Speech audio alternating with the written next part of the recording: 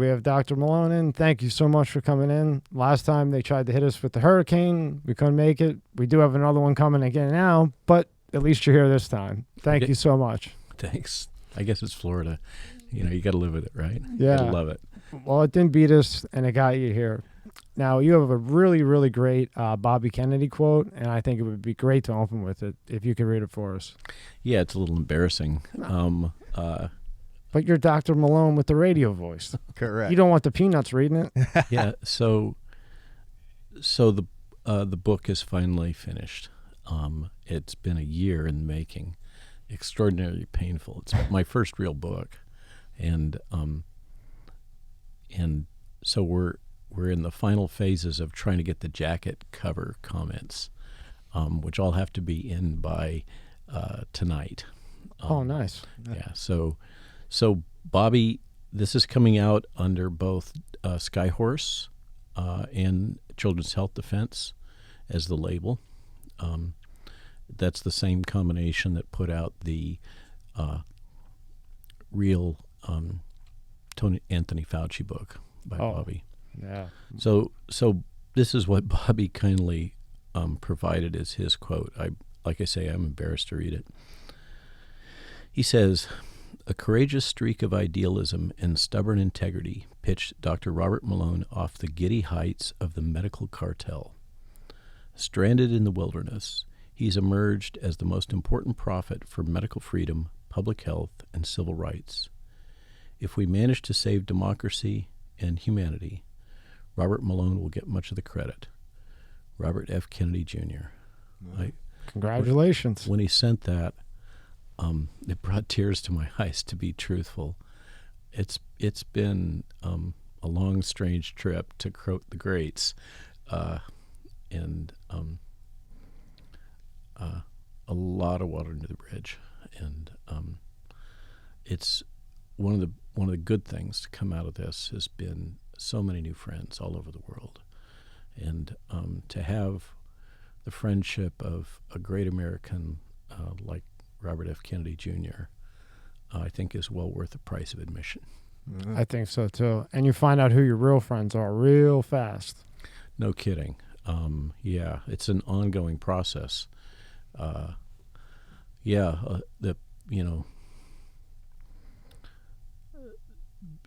Being in the trenches with people really sorts out the good from the bad and the ugly. Really quick. And I've noticed and said many times on here, a person like you, person like Dr. McCullough, you guys don't, I call it the cave. I live in my cave. I'm on the computer constantly or here. That's the only thing I'm on, either at my house on the computer or sitting here. So for you guys to come out of your cave and go on a podcast, go on the news, you're in your lab. McCullough's doing his thing. For you guys to come out, something's really got to be wrong. If you could talk a little bit about that, that'd be great. Because I've been saying it for the last 6 months. These guys don't go on podcasts. Yeah, so why? Why speak out? The reason is because it's the right thing to do. And the kind of the trigger event was seeing how the corporate media was doing everything they could to keep truth from people. A key trigger was this earlier podcast, before Rogan. I got a call from a colleague named Steve Kirsch asking me if I would go on a podcast with this guy, Brett Weinstein, the Dark Horse podcast. And I thought, okay, I better find out about this. Dark Horse, that sounds like dark web. I'm not sure. This sounds a little edgy. And podcasting was something I didn't subscribe to Spotify. I subscribed to Spotify to listen to Brett, to listen to music, not to listen to podcasts. And so I looked this guy up. He's a pretty hardcore intellectual, well-versed in biology. I was pretty intimidated, and we flew out to Portland and did that thing. And the three of us sat around his little tiny tables, really made for two, these three old guys sitting around, and beforehand, Brett led. He said, "You know that your life will never be the same if you do this. What we're about to do is going to change all of our lives." And Brett at the time was very dependent on revenue from YouTube. Steve was the one that seemed to be bomb-proof. He was a serial entrepreneur, invented the optical mouse, well known in Silicon Valley. And at the time, there was chatter about me and the Nobel Prize. I never put much faith in that. I know the way things really are. But it was discussed. And then we did that hit. And it was live streamed. And just as it hit 1 million, Brett was deplatformed, demonetized from YouTube. But it was largely because he was speaking in favor of ivermectin, by the way. That was the sin on that podcast. It wasn't the things that I said. And then we left, and Steve and I jumped in an Uber, and Steve was following it on his cell phone. And the numbers were just rolling like an odometer, and you're driving 120. It's just going click, click, click, click, click, click, click. And I was like, oh, this is something different. I've never seen anything. I'd never experienced anything like that before. And the press was so aggressive, would not let any information get out. They were clearly pushing a false narrative. And I came home to my wife and partner, Joel Glasspool-Malone, and I said, okay, this is you're not in Kansas anymore moment. And if we want to get the truth out, we're going to have to go to alternative media. And we've been, functioning on social media for decades, early times. I used to be all the time on the Yahoo stock board chat rooms. And that's kind of where I learned how to, parry and defend myself against the trolls. Again, trying to get truth out to investors because they were driving a lot of my industry. And they were getting spoofed all the time by the biotech companies. And we decided to just throw ourselves into the podcast. I was a complete neophyte. And I accepted any podcast that would ever come to me in the interest of trying to get information out, knowing that the new alt media was the only way the truth was going to get out to people. And if you wanted to save lives, if you wanted to somehow circumvent and overcome the propaganda and lies, it's just, title of the book, The Lies My Government Told Me. If you want to break through that, the only available channel now is alternative media, and particularly the podcast is really powerful. Each podcast is a community. And every time, like I go on with your group, okay, you have your own demographic, your own followers. And at the first, I said yes to anybody. I had some really interesting interviews. I'm sure you did. If you started saying, yeah, oh boy, I can imagine. Yeah, so but I learned a lot. It was a really sharp learning curve. But it was, there's long been this criticism, just as you say, of academics and physicians being in their own little cloistered world, talking to each other, having their own little academic cat fights and competitions and all of the bizarre stuff. I'd already gone through that and gotten sick and tired of it. I really don't like academia, and I really don't like academics, frankly. Been there, done that, got the T-shirt, and it's they live in a world, and I used to live in that world where it's about it's all about you. It's really narcissistic. What are your publications? What's your ranking? What's your status? What's your academic rank? Blah, blah, blah.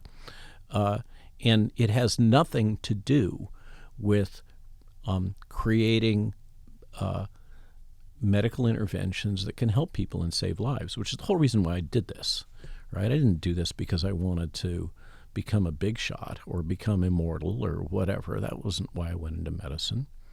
And so if in order to provide truth and really fulfill what I believe to be my ethical obligations, given what I knew and what my experience has been, which was kind of weirdly, uniquely suited to this particular moment. And some people talk about higher authorities and God, and I don't know. Am I being channeled for some greater purpose? It doesn't matter. It is what it is. What it is, yeah. But the reason why is because it had to be done. It was the right thing to do. I had this share story early on. One of the ugliest attacks was one of the earliest attacks, and it was by the Atlantic Monthly. And it came out within a few days of Peter Navarro and I putting out an op-ed in the Washington Times in which we basically endorsed the Great Barrington Declaration with some additional bells and whistles, like we thought that test kits should be made available to the general public so that they can verify for themselves whether or not they're infected, or at least appear to be infected. We can argue about how accurate the test kits are. But that's what we put out, and we immediately got slammed for it, just like the Great Barrington people did. Why? Because you want to send out a test kit? And because we said that you should only vaccinate people that are in the highest risk categories. You shouldn't waste the vaccine on everybody. You shouldn't use lockdown policies. They were counterproductive, etc. And things are, because of FOIA and Freedom of Information Act requests that are processing from Epoch Times and others, we're learning more about what happened in that little window of time. But Atlantic was communicating with NIAID and directly with Fauci.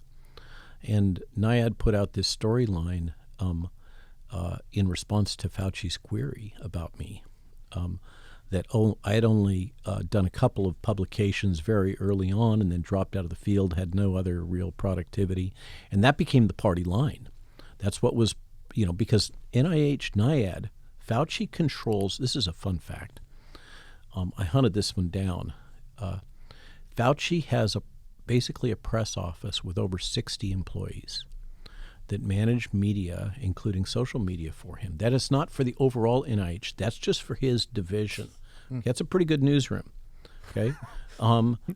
That's quite a newsroom for one guy, right? Yeah. Who's making, what, 150 a year, 200 a year? Fauci? Yeah. Fauci's the highest paid federal employee in the United States. He's going to retire with a pension that's larger than the salary of the President of the United States. Okay? Oh, boy. Yeah. Plus his wife is head of bioethics. Oh, is she? Yeah, for NIH, so there's that. Oh. And his daughter, Allison. Where's she fall into this? She is an engineer for Twitter. Oh, is that so? This episode is brought to you by Fiji. More than just water. This is not just rock. It's ancient volcanic rock that filters tropical rain, giving it double the electrolytes and its signature soft, smooth taste. It's not just water, it's Fiji water. This episode is brought to you by Let's Get Checked. Are you the man your father was? Recent studies have shown that men's testosterone levels have dropped substantially since the 1980s at about an average of 1% per year. Think about how old your father was when he was born. For example, if he was 30, your testosterone levels could be 30% lower than his. Low testosterone levels can have all types of health effects on men. It can affect your mood, sex drive, memory, muscle mass loss, you name it. And yes, low testosterone is more common the older you get, but it can affect men at any age. So let's talk about today's sponsor, Let's Get Checked. You can order a testing kit that will be delivered to you in a discreet packaging with next-day delivery. Once your sample arrives in the laboratory, confidential results will be available from your secure online account within 2 to 5 days. So, if you want to test your hormone levels without having to leave your home, visit trylgc.com/MSCS Media and get 25% off your test using the code MSCS Media. The link is in the description at the top. Gee. What a coincidence. What a coincidence. Yeah, so Quite a few of those. Huh? So this reporter from the Atlantic Monthly who had done this, another lesson learned. They seduce you. Okay? They come on, I just want to tell your story. It's such a tragedy that you've been so maligned. I just want to give you a fair hearing. Oh, yeah, just like they did our buddy Rogan. He comes out and they cut him up for the last 13 years talking to a comedian about an African-American, and they're joking around and only cut it at the worst part, and then another cut, and then another cut. Yeah, so that little tape, we won't use the N-word, but lest we be similarly pilloried. So media's wicked. So this young buck reporter who works for, his primary publications are basically about wokeism in a journal of academia, basically. That's his territory. And he's been brought in to write this hit piece for Atlantic Monthly, and he calls me up after, within a day of when that Navarro piece comes out. And he just obsesses, why are you speaking out? Why are you doing this? And I'm like, because it's the right thing to do. He cannot believe that. He thinks that I must have some financial angle here, that I'm working, and that's the only explanation that could possibly make any sense. And he keeps drilling at me about, why are you doing this? And saying because it's the right thing to do is not an acceptable response. They believe that the entire world is corrupt, and they fit everything into that narrative. But it's not the entire world, of course. It's just the world that they perceive as their political opponents. And the Atlantic Monthly, unfortunately, is now owned, I think Bill Gates is as an owner, and one of the majority owners is Steve Jobs' widowed wife. So it's very much a mouthpiece for Silicon Valley and for the administrative state as it's currently structured, and the people that are running it. We're about to see if that changes. Just not to be a spoiler, but there is an election tomorrow. We don't yet know, neither of us, as to what the outcome is going to be. If you take the politics, even though it's hard to do, out of it, as far as doctors, is a lot of the reason why there was so much, kickback and feedback and shadow banning, is it because a lot of the doctors don't want to go against the grain, or they wrote a paper 10 years ago and they don't want to change it? Is that part of the problem with all of this? So what's happened with the medical profession is really the question you're asking. Yeah. It's complex, and this is kind of one of the key points of the book. Not to pump it, but can you pull up tab 2, please? Is there's so many people go down the rabbit hole. They say, "Oh, it's this thing, or it's that thing. It's the WEF, or it's the global predators, or whatever the explanation is." Right? I've never been there. I've always been, okay, this looks to me like a lot of people made book on this. A lot of people found an opportunity here to exploit for a variety of different agendas. And the simplest one, of course, is making money and popping your stock valuation if you're big pharma, particularly Pfizer and notably also Moderna. Okay, so there's that. But then there's the underlying economics that have been going on, and the central banks and digital IDs and central bank digital currency and social credit. It just goes on and on and on, right? But at the core of, I think that it's really helpful to kind of take these things one at a time, imagining they're like a camera lens. Okay, we're going to look through that lens. So if we just look through the lens of what happened to the medical profession, there's been a couple of publications come out recently. One was in Minerva. Another one just came out today in a transplantation journal, as I recall. I posted it on Getter.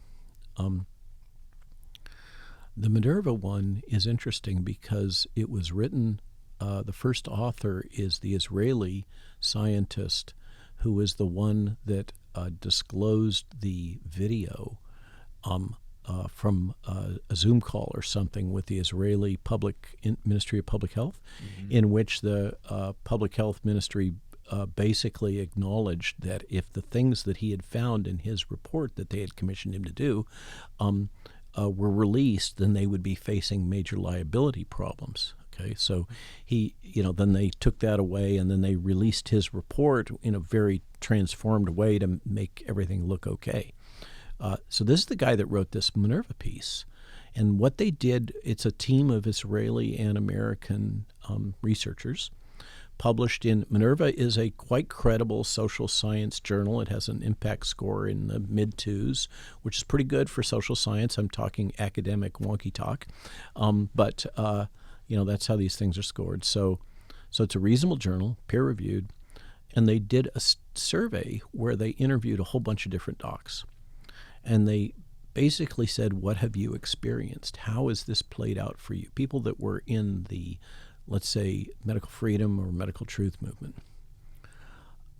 And what came down from those interviews, is they were able to pick out and cluster shared experiences that they'd all encountered, and then map that against known propaganda techniques that are often deployed by corporate structures, like, say, in the tobacco controversy or glyphosate in Monsanto, or any of these things where corporate structures want to gaslight, defame, belittle, whatever.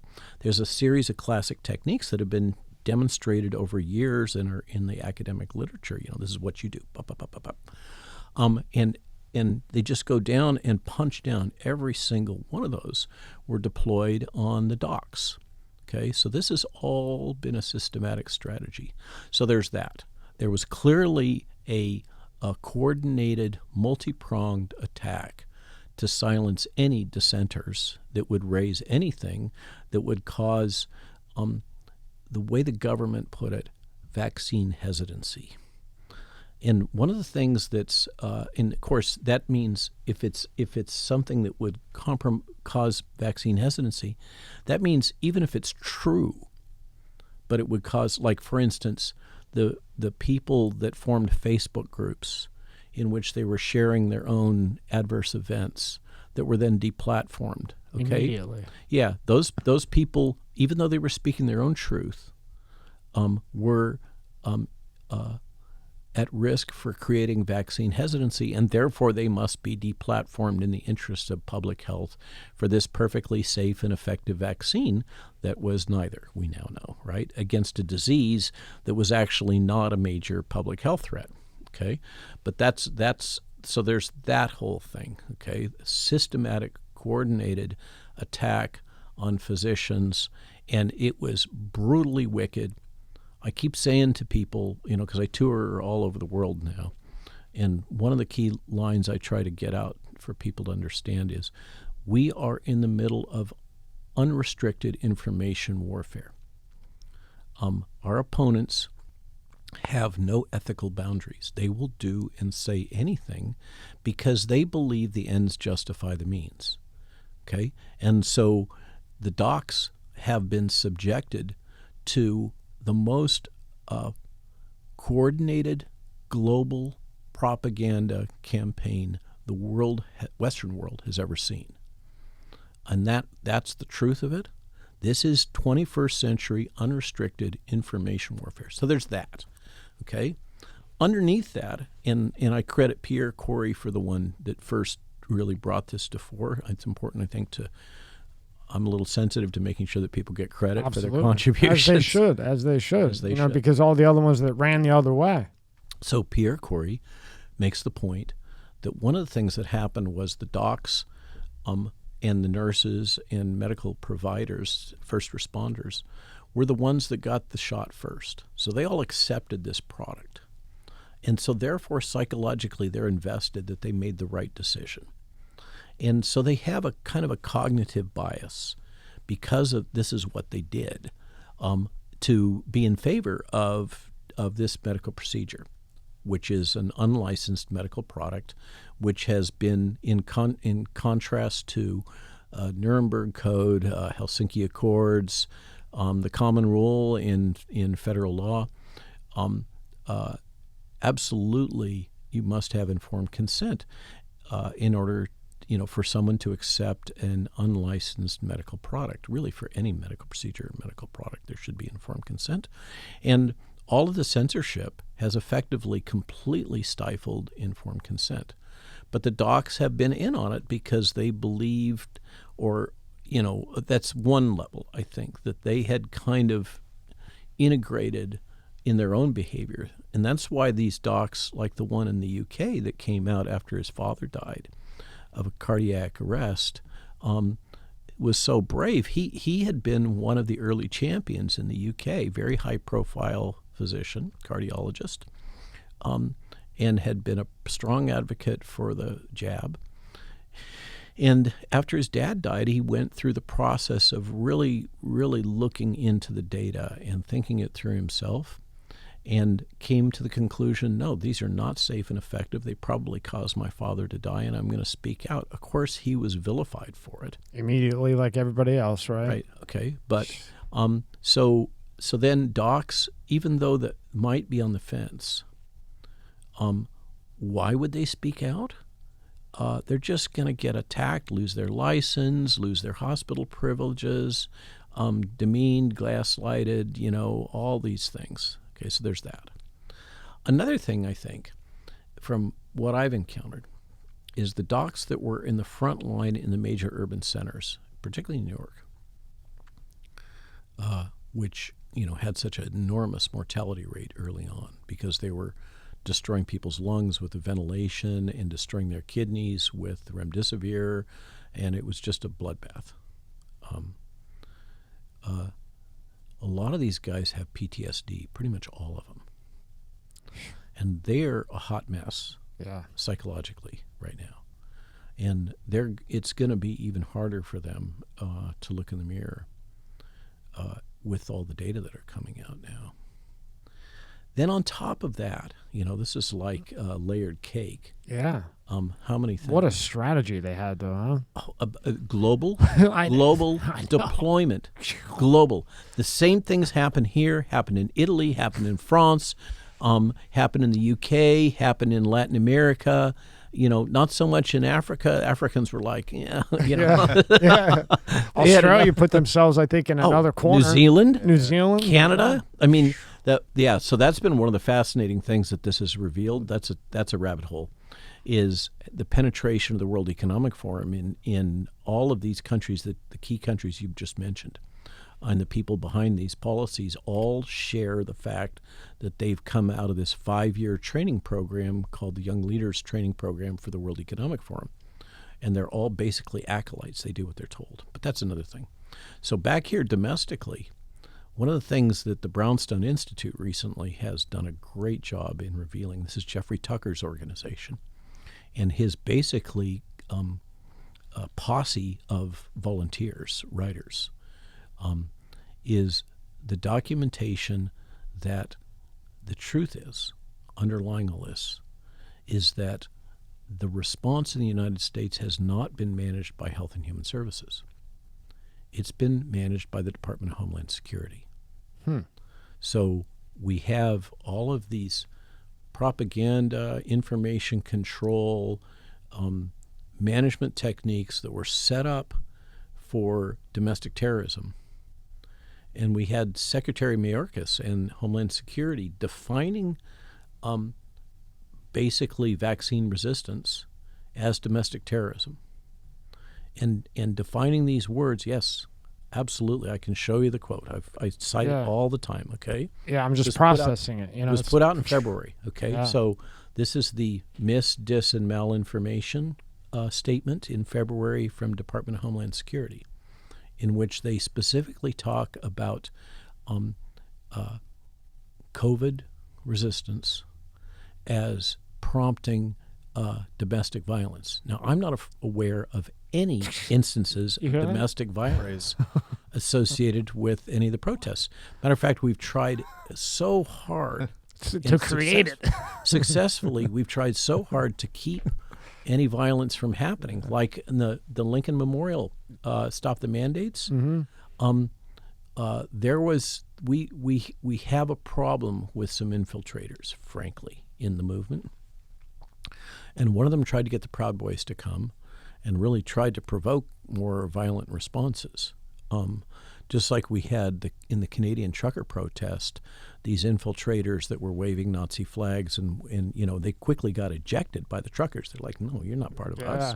We're about kids and parents and families and doing our job. But there has been efforts to try to provoke violence, because if there could be any violence, then that would justify a really heavy-handed response. And one of the things I'm most proud about, and I think Matthias Desmet gets some credit for this, I think I get a little bit of credit for this too. You sure do. Is promoting the idea that we have to be nonviolent.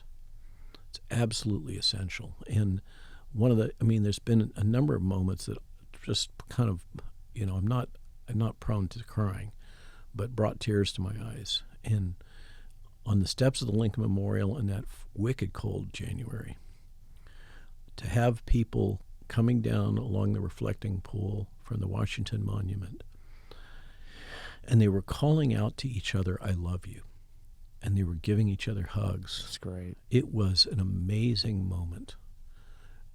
That had to be beautiful to see. It was, and they absolutely did not expect it.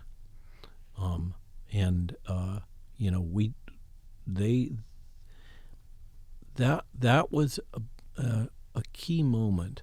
I can tell you that in organizing it, we had multiple meetings. There were people that I won't mention, sure, that were scared silly about attending because they were sure that coming on. This was the first major protest after January 6th in D.C. Ooh. And there was a lot of people that were pretty frightened about what was going to go down.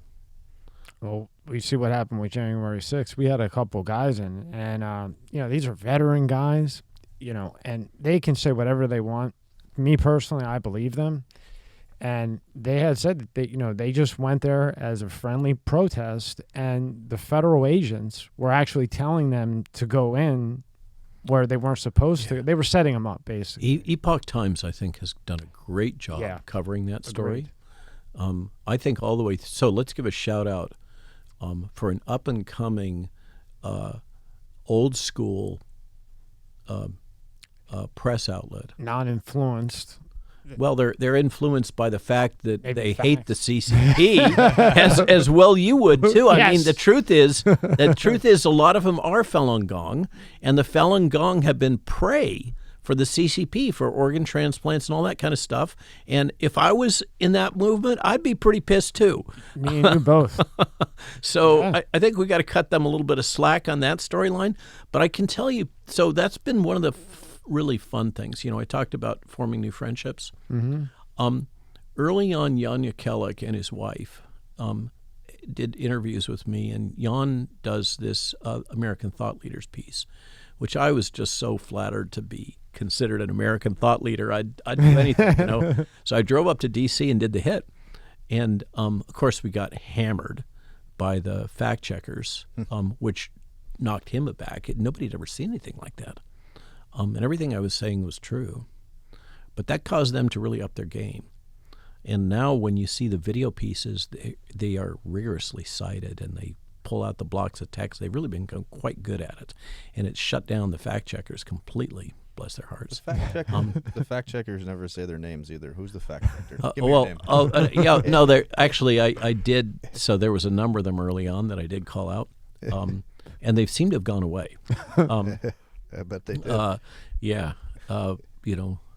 It's been an interesting time. But so I was at an airport, and I forget where. I travel so much. Austin, Dallas, I don't know. One of them, right? And Jan was there at the same time, and he pops over, and we have lunch together with him and my wife, and we're talking about all this. and I'm asking about how his wife's doing. Oh, she's at school right now. Oh, what's she doing? Well, we've had to set up a journalism school for Epoch Times. Why did you have to do that? Well, because we looked at the curriculum for all the journalism schools in the United States, and they're all about advocacy journalism. And if we don't have enough reporters. We're growing too fast, and we're going to have to train our own. And so they set up their own J school based on old school journalistic standards, which is why when you read that paper and you see their media outputs on Epoch TV, it feels like yesterday.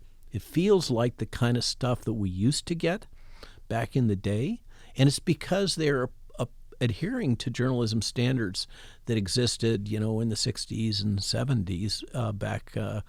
You're probably a little bit younger than me, but still, I was a paper guy. I was a newspaper guy and a book guy, and when I read that article, and I actually read it on the toilet, to be honest with you. And back, when we were growing up north, you would always get the paper and the coffee, and you'd read them. That's just what you did, and it does. It was written like when I was growing up, and I was, it was really good. Yeah, and to the point, it's exploded. Their readership has just taken off, which demonstrates there is absolutely an unmet market need there for old school journalism. And unfortunately, it's just folks like us that are slugging it out here in the alternative media space. But I think this is super important. I mean, I don't mean to take you off the track here, but no. We are in a period of profound transition about how people get their information. Mm-hmm. And there was a report out by, I think it was Poynter Institute, which does a lot of this kind of media survey stuff and supports the industry, where they were talking about these changes. And basically, old school corporate media is dying. We know that. I mean, I routinely hit, Jill and I, on our Substack, the same number of views that CNN gets in prime time. Whoa. It's a new world. Well, we know they're not the brightest people in the world, being that they spend I am choosing the lowest of the stack. Okay. I'm not comparing to Fox News, but still, two people writing from their homes in sending stuff out by Substack to be able to hit those kinds of numbers, it's a new day. It's amazing. And it's written from your heart. It's written from fact. It's written from care, too. That has an effect, too. Yeah, thank you. Thank you for that. We do put our hearts into it. And we treat our subscribers as customers. We respect them. We listen carefully to them. But getting back, not making it about me, but about media and what we're doing here. And by the way, the Poynter Institute flagged the podcast as the new up-and-coming threat to corporate media. Oh, wow. And specifically flagged Mr. Joe Rogan. I'm sure they did. And highlighted that he has propagated misinformation about COVID as the caveat, but they clearly recognize that something is happening here, and they're not sure what it is, and they don't like it very much. They might be a little scared. I think so. But we're moving. Who watches TV anymore? No. Old people, right? No, nobody does really. Everybody now confronts a kind of a Chinese menu for information. And they can select the podcast feeds they want. They can select the Substack feeds they want. That was a great way to put it. The Chinese menu. Yeah, That's right. They now are facing a wealth of information streams, and the problem is that there are those who are still applying. I've been a champion of this term, fear porn. And the logic behind it and pointing it out, particularly in relation to infectious disease. Monkeypox was a fantastic example of a whole fear porn news cycle, promoted by people who are members of the Council of Foreign Relations that happen to work for CNN, among others. Our buddy Roger Stone was in and had a prediction that monkeypox was going to be the next one. Well, he was dead on, and yeah, so that's a whole nother thread. Yeah, that's another thing. But there are those who apply that stoking rage business model in the podcast to try to get people fired up and to get clicks. It's like the same failures, the same ecosystem that's been piloted by corporate media. It's just now being applied by the smalls as a way to build their audience. And I think that we need to help. I try to help my followers and viewers, and this is another opportunity to do so, to learn how to see through propaganda and to view all this stuff with a skeptical eye. And again, I'm going to say it again. Don't believe me. Don't become an acolyte. Don't become a mindless follower that just accepts whatever I say. Think for yourself. Because the only way that we're going to be able to win in this, the only way that we're going to be able to cut through the propaganda, these new 21st century mind control technologies and information control, it's thought control. That is what they're doing, is thought control. Okay? It's basically hypnosis, a form of hypnosis. It is, but it's deeper than that. It's profound. The tools and technologies are incredibly powerful. Yeah. But the only way to cut through that and protect you and your children is to learn how to think critically. And I always like to point people to this website, Logical Fallacy. Your Logical Fallacy is. Okay, so it's yourlogicalfallacyis.com, I think. And it's a fantastic tool. It has all of the classic logical fallacies that people have when they're debating. These are tricks and techniques that have been, tested over time. And once you learn, like the straw man argument and the ad hominem attack and all these different strategies, you can see the media use it again and again and again. And as soon as you're attuned to that, you can see right through their propaganda. I did a piece 3 days ago, a hit, with a bunch of Canadians that were playing clips from the Canadian government. And they wanted me to react to them. And they started with one was Justin Trudeau. And I was just like, okay, this is pure propaganda.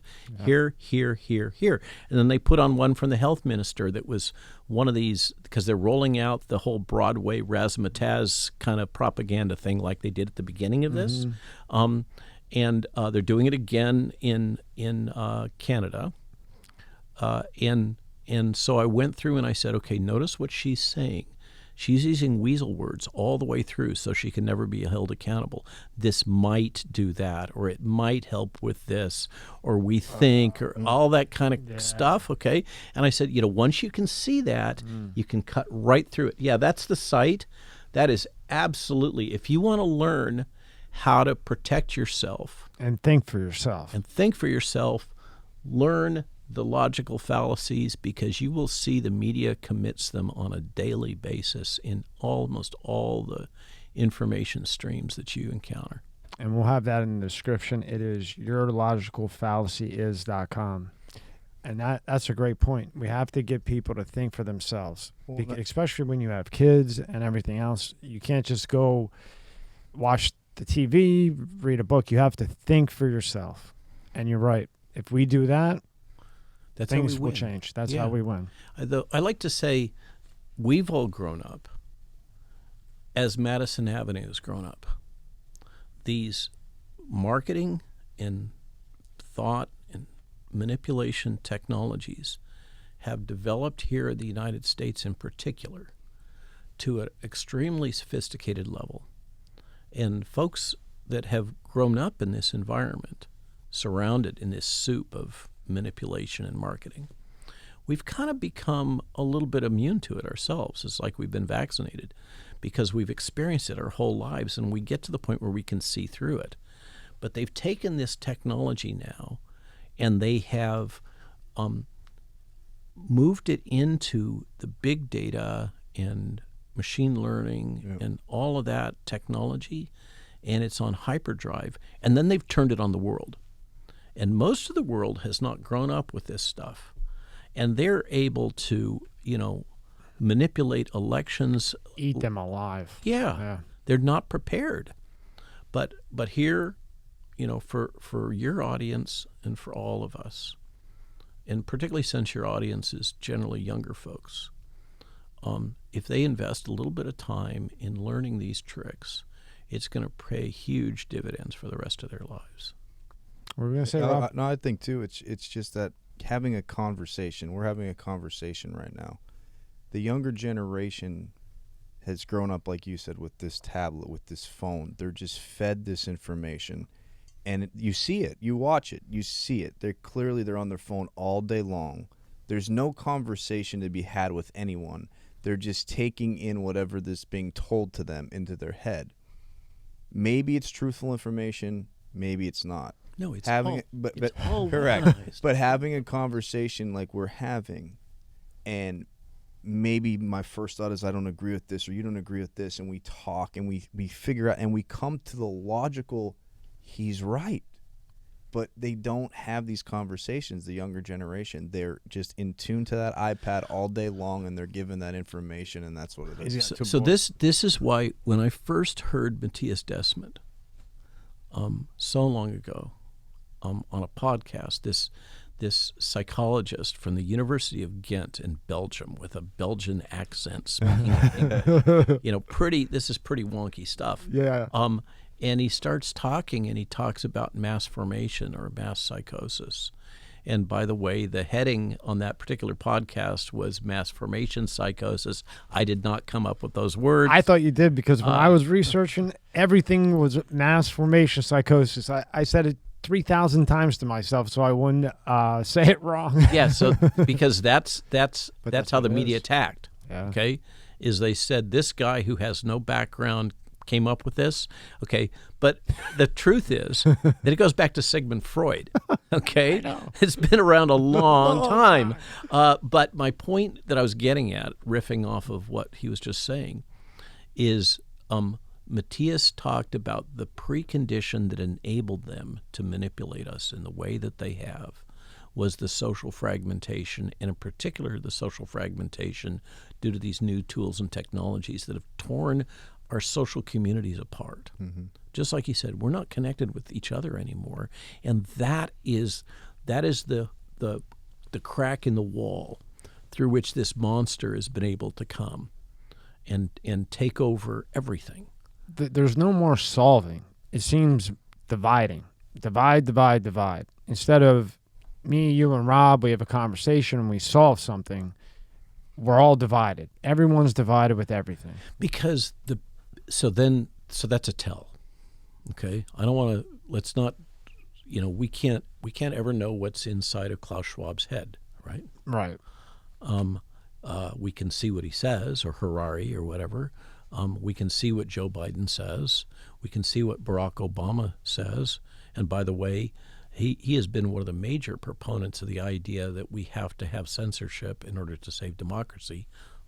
I'm sure that is Orwellian. Anything else, all right? I mean, you can trace it. I've done it in the Substack where you just walk through his statements over time, okay? Boom, boom, boom. It's there. Yeah. It's in the public record. I'm not imagining something.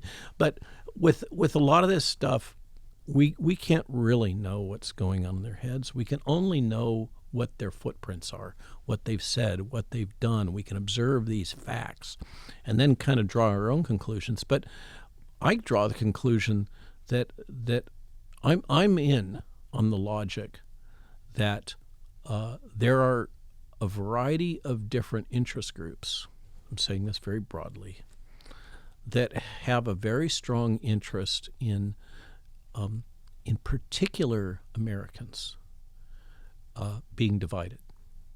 There's no question that the United States and the United States Constitution represents a major obstacle to those who believe that nationalism is obsolete and that in order to solve the world's problems under utilitarian model, the greatest good for the greatest number, right?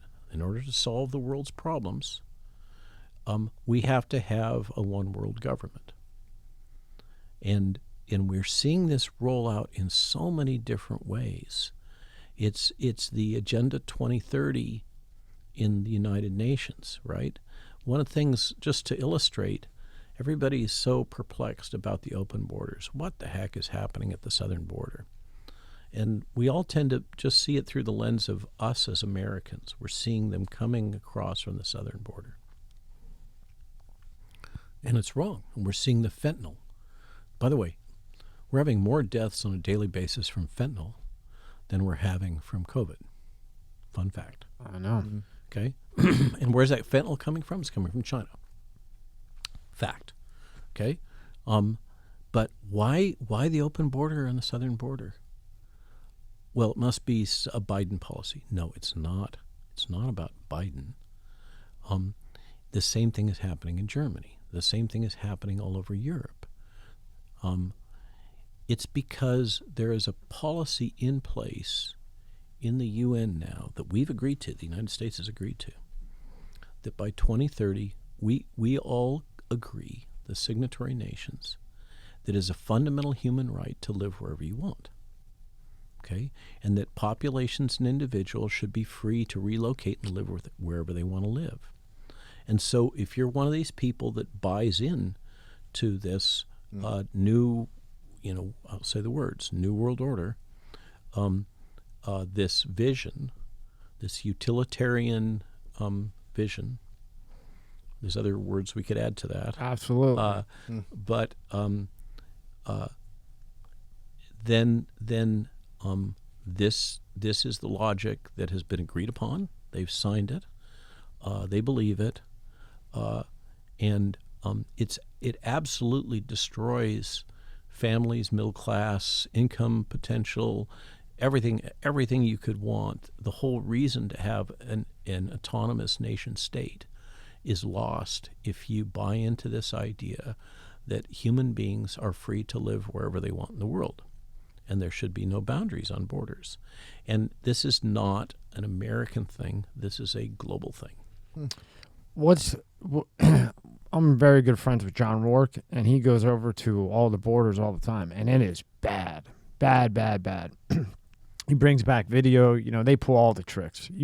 They pull every trick in the planet, and the coyotes right up there waiting. What is with this one world order?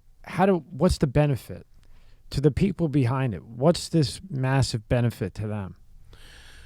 So let's dig into that a little bit. Yeah. We hear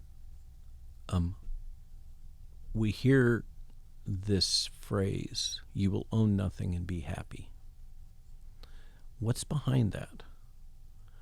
It's a business model.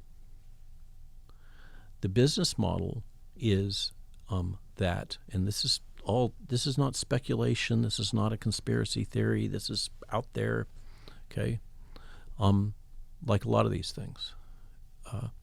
The business model is that in order for the most efficient allocation of resources, material goods, assets, cars, your Tesla, whatever, okay? Power, food. I'm talking about electricity or whatever, power. Everything, right? Yeah. In order to have the most optimal allocation under utilitarian model, greatest good for the greatest number, we need to have all those assets owned by a small number of entities. Now, it just so happens that the World Economic Forum is basically a trade organization of the 1,000 largest companies in the world, and it's really about 250 of those companies that run the shop.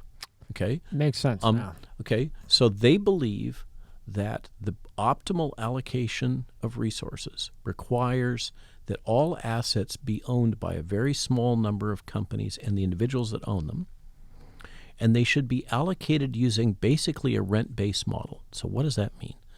If you use Microsoft products or use Adobe products, you've noticed over the last 5 years, you can no longer buy off a suite, right? You rent it. Mm-hmm. Monthly rent, right? You get your charge, right? Mm-hmm. Okay, so this is this rent-seeking behavior. It's the best business model from their standpoint. Okay, it gives you repeated revenue. It basically all puts us all into a rent model for everything. Okay, that's the world. And so when your Tesla is allocated to you, and you pay rent to have your. I'm just using it as a metaphor. Right. You pay rent to have your. Or here's another example. Right now, if you are of a certain economic strata, you can pay a monthly fee to Porsche, and you can go check out whatever model in the showroom, bring it home, use it, play with it, bring it home, and get another one. Okay, it's not a cheap date, but that's kind of the model. Okay, and furthermore, they decide you need a Tesla in order to have your allocated commute that you can take, you're allowed to take. This is the social credit system with central bank digital currency. That's where that goes, okay? Yeah. But you're for the good of all, you're to drive your Tesla to your job in fill-in-the-blank urban center and then drive it back. And when you're no longer useful for performing that task for the greater society and the greater good, then they pull the Tesla back, right? Because you're just renting it, okay? So that's that logic. Is that's a dangerous. rent-based model, and your ability. This is very much the China solution. Okay, it's really the China solution being applied globally. So you own nothing, you'll be happy because you'll live in a utilitarian world in which everything is optimized for the greatest good for the greatest number. And dominated by 250 companies. Right, who make decisions about what's good. What's good for you and me and everybody else. And we've just seen over the last 3 years a great example of their ability to manage the world, okay? Which is just, I'll say it, it's just been a nonstop shit show. Yeah. They've screwed everything up. There's hardly a decision that they've made that wasn't wrong. But, they were able to reinforce because they own all these tools, the media, the banks. One of the big reveals, of course, was, and I don't know how tuned you are into what's going on in Canada, but pretty much the majority of the Canadian legislature and governorship are controlled by the World Economic Forum. They've been trained by them, and the WEF is quite proud of it. Wow. Okay, and They are. Yeah, Canada has become the first true client state of the World Economic Forum. How are they doing? There's a lot of angst about what's going on.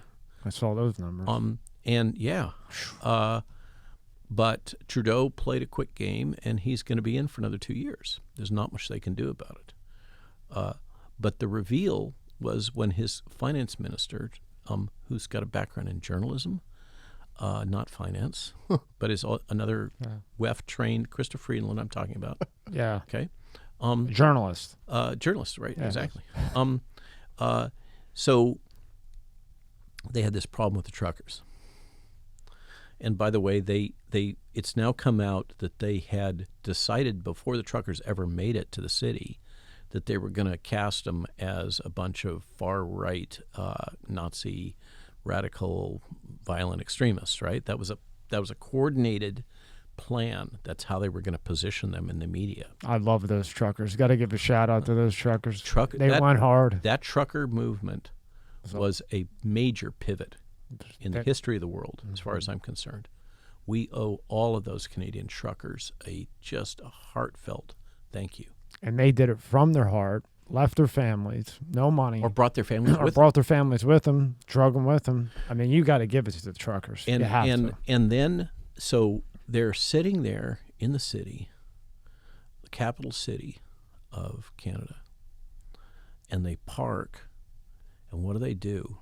They break out their guns. They get violent. No. They honk their horns. That's all they do. They honk their horns, You okay? remember? I mean, and the kind of the backlash. the roundness of given the Canadian goose, which is all it does is honk, right? to have truckers honking in their capital, and so what do? What are they going to do about this? Because the truckers aren't going to move, and the cops won't do anything about it. The local cops, and the trucking, the towing companies are all truckers, so they're like, yeah, right? They're Yeah. not gonna tow take them. their own people. Okay. Yeah. So what are they going to do? And then the big reveal happens. They weaponize the banking system. First, they start off donations under Give, Send, Go and PayPal and those kinds of things all get shut off.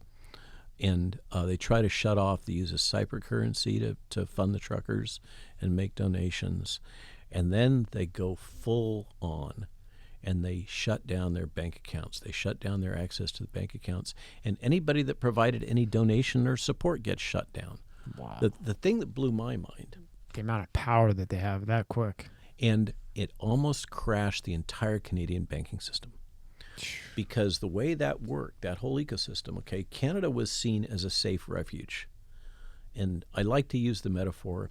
Imagine you're a heiress in China, okay, where they have a social credit system and something equivalent to ESG scores, and the CCP can decide on a moment's notice, we think you're corrupt, and they'll take everything. Okay, they'll just flip a switch, and you no longer have a bank account. Bingo, done. Okay, so if you're sitting on a pile of cash in China, you want to get that out of country. Okay, so what do? You buy American houses, you buy farmland, and you go to a safe refuge for your banking. You go to Canada, and so you dump your money in Canadian banks that you think are safe.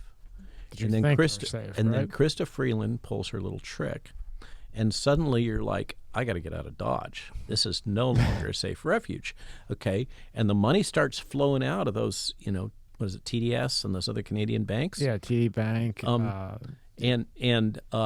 And you can, if you can ever find the clip of Krista Freeland, I think it's been memory hold, of Justin Trudeau and Krista Freeland when the receipts came due on that. She looks like she's having a nervous breakdown. It is fascinating just observing her body language when she makes this announcement that they're going to stop doing this. What's her name? Krista Freeland. See if you can find her. It is amazing clip, because she just comes unglued. But for me, the thing that really brought it home was because I had recorded some clips that they broadcast. I was really supportive of this. Wrote a Substack, that one of our top Substacks, and I recorded these clips, and they asked me to record a clip as they were pulling out of the town and going back to their homes, after all this stuff. And by the way, those troops that were brought in, they were brought in from outside. I've talked to multiple Canadians about that. Those were not Canadians that were riding the horses and all that. It was not Canadians. Not Canadians, absolutely. They seemed to be speaking a Germanic language to the extent that they spoke at all. So they brought somebody in. Yeah. Okay, so there's that. But I was asked to record a clip that was going to be shown at this pig roast. A farmer was going to do a pig roast as the truckers were leaving town, okay? And they would come out and they would go to his farm and have a pig roast on their way back home. How cool is that? And it never got shown because they shut down the guy's bank account because he was going to have a pig roast for the truckers. Wow. That's what when you're talking about it. What boggles my mind is, and this episode is sponsored by Aurora. Do you know what the fastest growing crime in America is? For years, this crime rate has been surging and affecting millions of Americans. I'm talking about identity theft, and there's a new victim every 14 seconds. Yet despite this, those who have had their identity stolen are often shocked when it happens. That's why I'm excited to partner with Aurora, who is sponsoring this video. Aurora is identity theft protection, fraud monitoring, a VPN, password management, and antivirus software all into one easy-to-use app. Their VPN allows you to stay anonymous online by keeping your browsing history and personal information safe and encrypted. Protect you and your family from America's fastest-growing crime. Try Aurora for free for 2 weeks and see if you or anyone in your family's personal information has been compromised. Start your free trial today. Go to aurora.com/MSCS. The link is in the description below. This podcast is brought to you by Monster Energy. Tear into a can of the meanest energy drink on the planet, Monster Energy. It's the ideal combo of the right ingredients in the right proportion to deliver a big bad buzz that only Monster can. Monster packs a powerful punch, has a smooth, easy drinking flavor. Athletes, musicians, co-eds, road warriors, metalheads, geeks, hipsters, and bikers dig it. You will too. Monster Energy is more than just the green OG. Monster has Monster Ultra, Juice Monster, Monster Hydro, Rehab Monster, Dragon Tea, Monster Max, Muscle Monster, and many more. Buy on Amazon, buy on Walmart, or go to monsterenergy.com and believe me, you'll find a place. Unleash the beast. Monster Energy. I'm guilty of it myself, right? My dad always yells at me, I don't carry cash anymore, right? It's everything's on my card. And more of people my age don't use cash. And everything is on a card, digital currency, right? Like you said, if they want to pull the switch, what am I going to do? You're toast. I'm done. So that's the thing. So then we go down the rabbit hole. This whole nother learning that I've had. I mean, this has been an amazing journey for me. As somebody who loves to understand the world and people and culture, you and got all kinds of stuff. You got a whole new 10 years of college to go to now. One of the things was I'm sorry, Dr. Malone. I cannot believe they took that man's bank account down over a pig roast. I mean, come on. Gone. But that's scary. Yep. So people watching this, if you don't think for yourself, that's what is going to happen. We all have to be preppers now. We do. I mean, wow. it's like, what a world. Okay, we've all got to be preppers. For my wife and I, we're like, where do you put your money? Yeah. Okay, nothing's safe.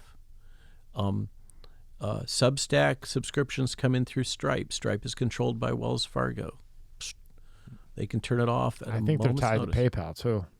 No, they're not tied to PayPal. I don't. It could be. There's 50 umbrellas with all of them. Yeah. So and it's all owned by this same number of central funds. Sorry to interrupt. Do you think that we've had conversations, millions of conversations on the podcast over cryptocurrency? That's about where I was going to go. Someone's controlling it, and similar thing. If they're going to pull the plug, they can pull the plug, or you think opposite? So that's just where I was going to go. As I was talking, I was sorry, leading that. Thank you for. Sorry to do that. It's okay. You we're great minds think alike, right? We're both going the same place. Yeah. Crypto. That's been one of the weird things that I've had to learn. So weird. Mm-hmm. And I've had the gift, the opportunity to learn from some of the top people in the crypto world. I spent hours talking to the guy who founded and runs Bitcoin Magazine, people that are central in Ethereum. Brock Pierce. I've spent a lot of time with Brock Pierce, talking with him. Teach us. We've been trying for a year to figure this out. Staying in his house, staying in some of his other properties, talking to him about how he sees the world.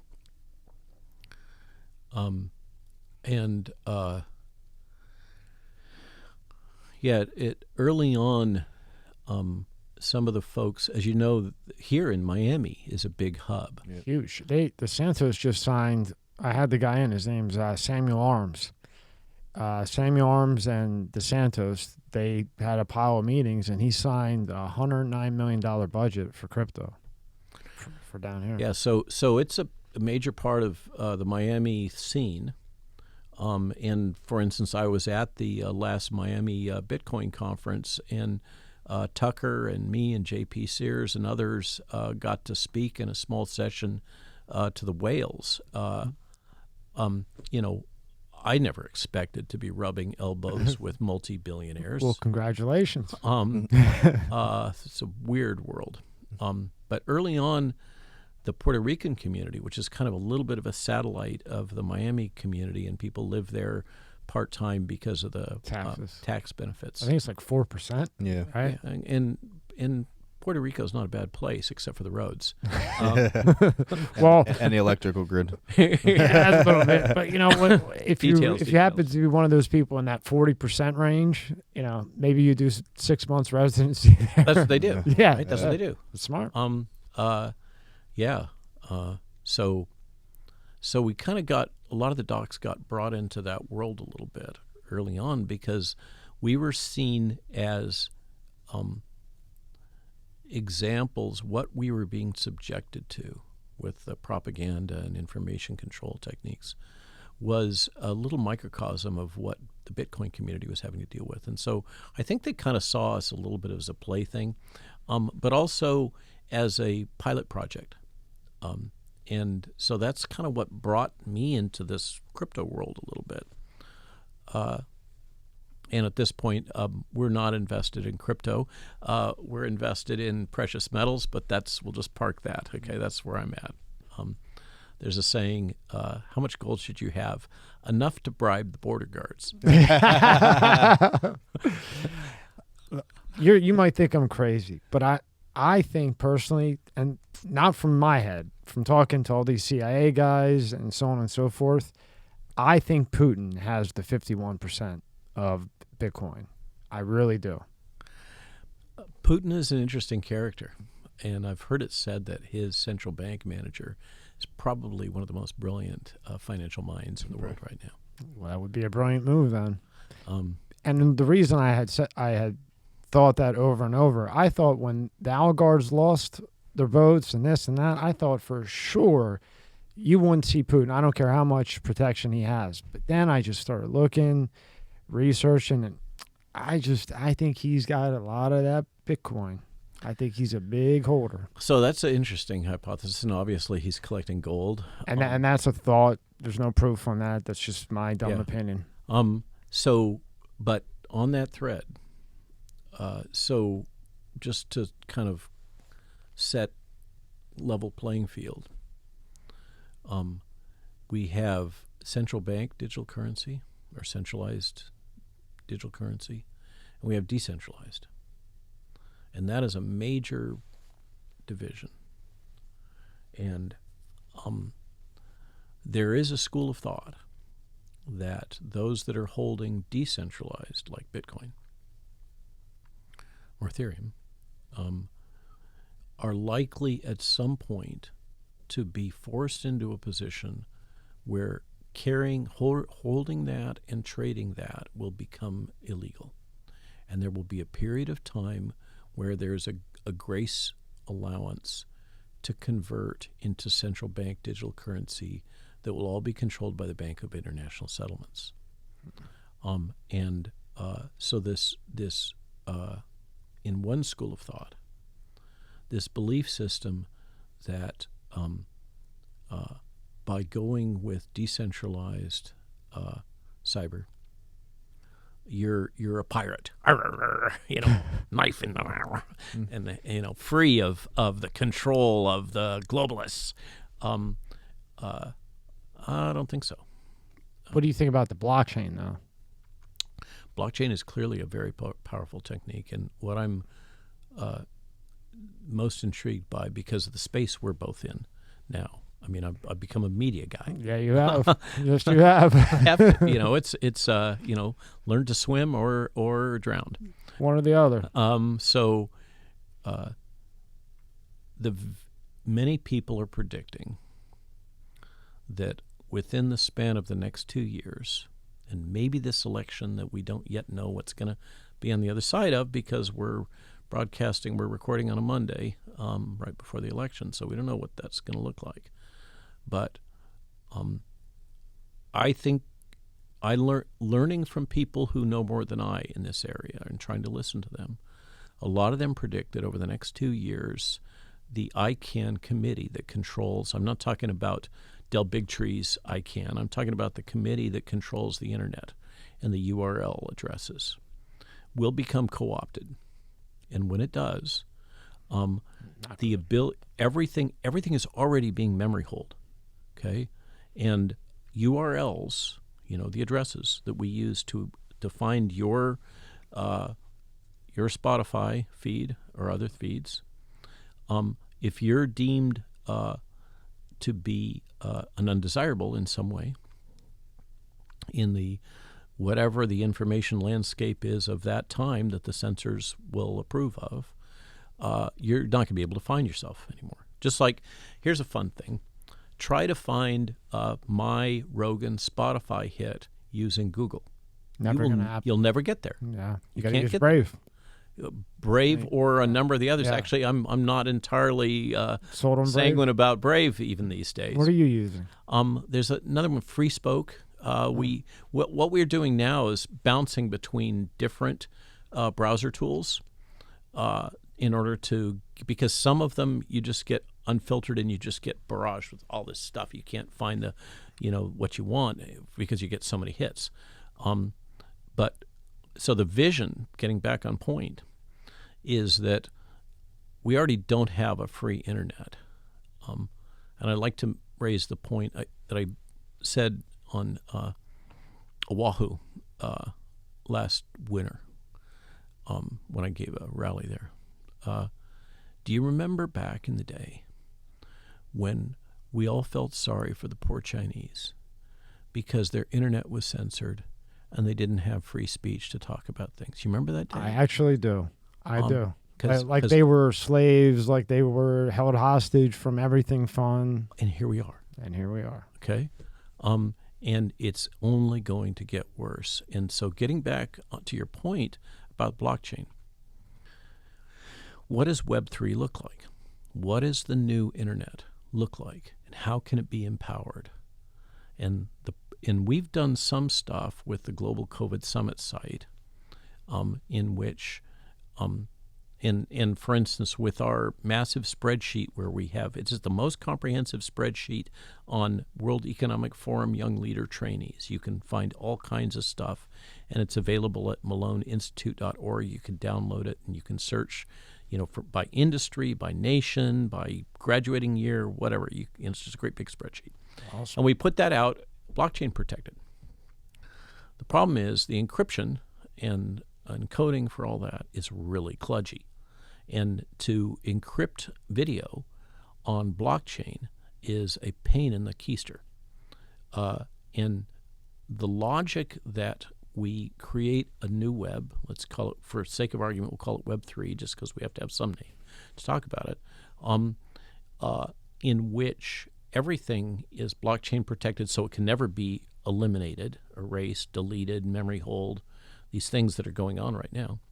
Is that accurate? I've heard that from these, NFT, Web3, advocates. Yeah, and what I'm hearing is no, that is not the way it's going to go. Oh. It's too kludgy. Too kludgy, huh? Okay. What I'm hearing is one business model, and there's a lot of competing because whoever figures this out is going to make a ton of money. Okay. Yeah. So let's just hope it's not Bill Gates. Well, he'll probably buy it once somebody figures it out, right? Yeah, his name keeps popping up everywhere. Well, on that thread, I like to say every time I turn a corner in building this book, and I'm running down another rabbit hole trying to understand and help people to understand what's happened. I get down to the end of that rabbit hole, and there's Bill and Melinda Gates Foundation looking right back at me every single time. They're into everything. He is a monopolist. That's what he does, right? He monopolized browsers, and the U.S. government jerked his chain on that and shut it down. He monopolized operating systems. He's now monopolized public health. He's trying to monopolize farming. He's trying to monopolize water. Green too. Mm-hmm. Yeah. Okay. Everything. So that's how he's wired. That's what he does. He's a monopolist. He's the best monopolist perhaps we've ever seen. But that's what he is. So in this vision that I'm hearing as one version of what Web3 looks like, you remember Napster? Yeah. Yeah. Yeah, Napster, LimeWire. Okay, We could download So everything. the Napster business model was that you subscribe and you allow use of your tool, your server or whatever, in part to store fragments of information.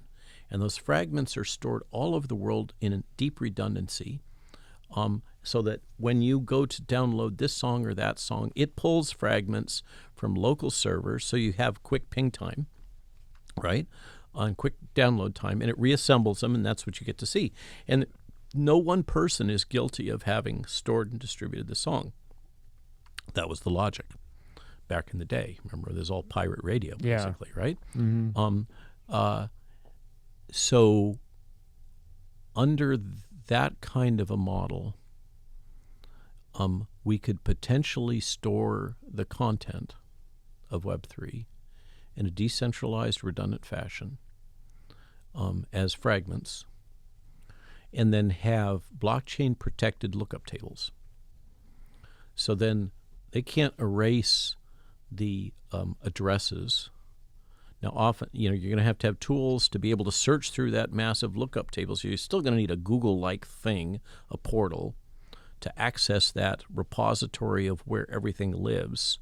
But it's going to be like you have a pointer that's blockchain protected that goes out and it allows you to identify fragments of these files that can be reassembled rapidly, because everything's about video streaming, and that's big files, especially if we go to 1080p and plus, right? Yeah, once you get to 4K, forget about it. Yeah. We'll be sitting here. We do sit here. The squirrels are going to be running around on the little basket. So the problem with that business model is, if you've got snuff films, kiddie porn, ISIS training videos, and you've got, 0.1% of a snuff film on your server, okay, you can't control it. So then you're back at censorship, and it's you just go round and around and around. Yeah. And how do you solve that problem? And I don't know that that's what I'm hearing from people that I'm, touch on me because they see me as a content provider now. Is that's kind of the state of a lot of the discussions right now. But there's big money behind this because there's big money to be made. It's going to transform the world. But we may only have 2 years or less, which means it's got to be deployed pretty darn soon because people have to assimilate that. And we may go to a world that's more like the old AOL world, where you have to know what you're looking for in order to find it. And many people have already migrated to that. Del Bigtree is a great example. I had him in last week. With the Hotwire. Okay, Yeah. So Hotwire is like its own little space. And Del's big worry is what happens if they cut off his URL feed? How are his followers going to be able to find him? Because he's got this big donor base that he's, just like the way we approach our Substack, only on a much larger scale. Yeah. I don't know if you've ever been to his He was in shop. here. Yeah, he was in here. Yeah, so we've shot multiple videos with him. I've been out there, hung out with him and his team. Fantastic team, by the way. Yeah. Really have brought high quality production into this space, commercial grade, which, by the way, is one of the things in that Pointer report, just to wrap it back around, that they identified as one of their major threats is it used to be that the public could know from the quality of the feed that this was, endorsed real corporate media. But now these alternatives have come up and now have production qualities that basically match. And Del is a great example of that. And I think he just deserves a lot of credit for upping the game. I think we're all going to have to. The ICANN, when he showed me the ICANN for health that he made, I was amazed. I mean, that was very impressive. You could click. I mean, you could see everything on there. You got to give it to the guy. So wait for it. I'll give you a pre-read. It'll probably already be deployed by the time this airs. But Ed Dowd has been working with two solid data scientists in Portugal to build a global database of that allows real-time with a portal designed for your viewers, with real-time access and display. Like if you go to Worldometer, I don't know if you use any of those things to look at the COVID data or public health data or whatever. Yeah, now that I'm into all this, I have, yeah. Yeah, so it's going to be that kind of a thing, but it's going to allow you to run your own correlations for the vaccine deployment and all-cause mortality, excess all-cause mortality. And what I haven't seen it yet. Ed just talked to me about it over the weekend. I've seen kind of a pre-read because of a colleague of mine, Theo Shooters, in the Netherlands, that's been doing this in the Netherlands with their data on a more limited basis. But apparently it makes it, when you see these correlations, and you can pull them yourselves, the linkage between vaccine deployment and excess all-cause mortality cannot be denied. It is in your face. And that one is one to watch for. I understand from Ed that he's going to roll it out first with Steve Bannon, maybe tomorrow. Good for him. Tomorrow's going to be a busy Might day. be a big day. Yeah. Busy day. A lot of stuff going on. And before we came on, we were talking about Twitter as a weapon. Yeah. Can you elaborate on that? Because you got a lot to say about that. And we didn't want to blow it before we came on. And we really want to hear about it.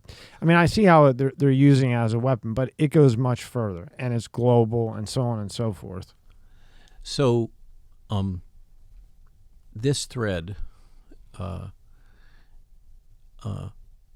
kind of provoked for me by a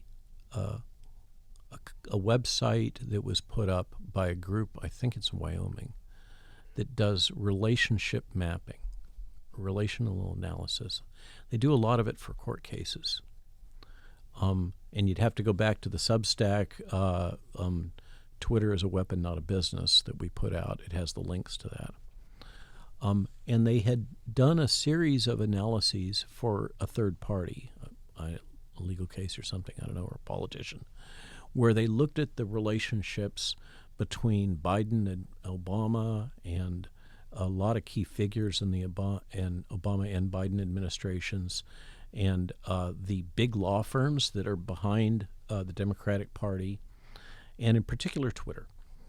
And this is where this in this relationship analysis, where they basically say, okay, this guy is connected here and here and here, and here's why, and all that kind of stuff. You've seen those images.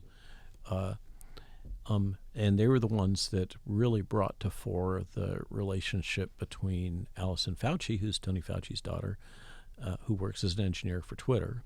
And they kept that quiet. Yeah. That one they kept real quiet. Yeah, good job. Did you know that? No. Hear it now for the This first is time. the first time I've ever heard that. Yeah, so they brought that kind of out, and it really, as you went through their relationship mapping, it becomes really clear that Twitter has been employed as a tool, a weapon of the Democratic Party. Why Twitter? Why do you think they picked Twitter? Well, Twitter, so all of them are, I mean, like Facebook is explicitly They're all a in DARPA cahoots. project. Yeah. Okay, it is intelligence. All of these are intelligence weapons. But Twitter is the one that has kind of become the hub where all of the where a lot of the press goes to develop stories, identify stories, build consensus. It's kind of become their exchange hub, which is why I never used understood to be on that. Never understood it. It's what they use. It's, you know, they can't, you know, they're going to go to Facebook. I mean, Facebook is like so yesterday. The big announcement. I'm just, you know, that Meta is going to have major layoffs. I can't. You're just it's too rich. you got your timer on. Dr. Malone's got one of those little old ones in the pocket. T-minus 14 hours. Exactly.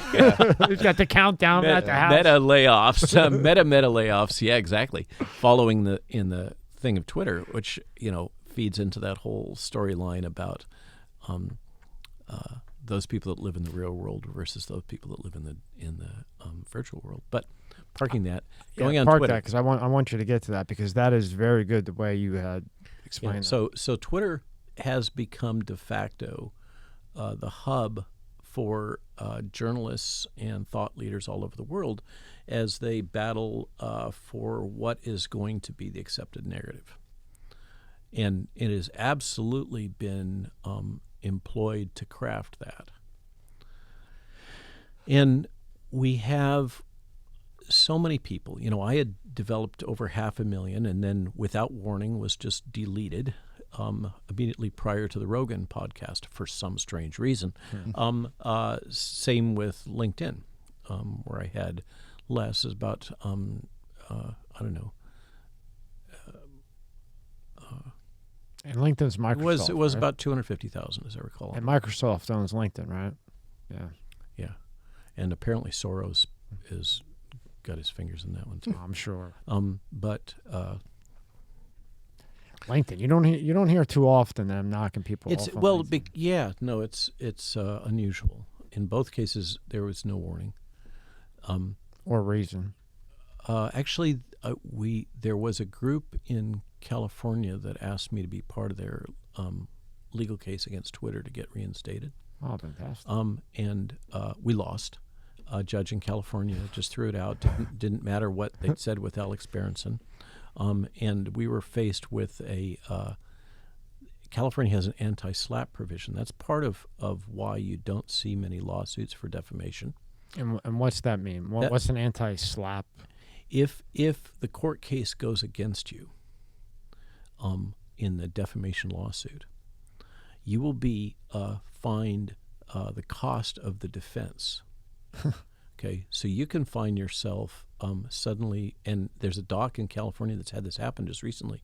She got hit with over $1 million in charges for the legal defense against those that she had sued for defamation. So California is not a friendly place to do this. I mean, it's for a guy like me, it's the plague. It's $1 million is not Alex Jones, but it's enough to put me out. So anti-slap provisions. So the judge basically threw us out, and we were going to have to pay Twitter's legal fees. And Twitter graciously agreed that they would We'll give you a payment plan? not charge us the legal fees if we signed an agreement that we would never try to get back on Twitter again. So that's the way that played out. But in the context of the court case, they revealed the reason for my being deplatformed for the first time. And what it came down to was that I reposted this fantastic video from the Canadian COVID Care Alliance in which they documented the clinical trial fraud of Pfizer for the COVID vaccines. That was my sin. That caused me to be deplatformed. And if you go back and look at that video, it was rigorously accurate. It still remains rigorously accurate. I was going to say, isn't this fact? Yeah, it is fact. It is fact. But fact doesn't matter anymore. Fact is whatever they say it is, right? That's the world of the virtuals. In the world of the virtuals, reality is whatever they say it is. It's not an objective reality. So in the virtuals, it's whatever they say it is. Yeah, that's what it is. Whatever you believe the world to be, that's what it is. But getting back to Twitter, and Twitter as a weapon. So I was scrolling through the information that had been revealed in this linkage analysis, and there was speculation that Twitter had been deployed during Arab Spring. And that's what triggered me, because I knew for a fact that it had been deployed during Arab Spring. Arab Spring is often talked about as the Twitter revolt.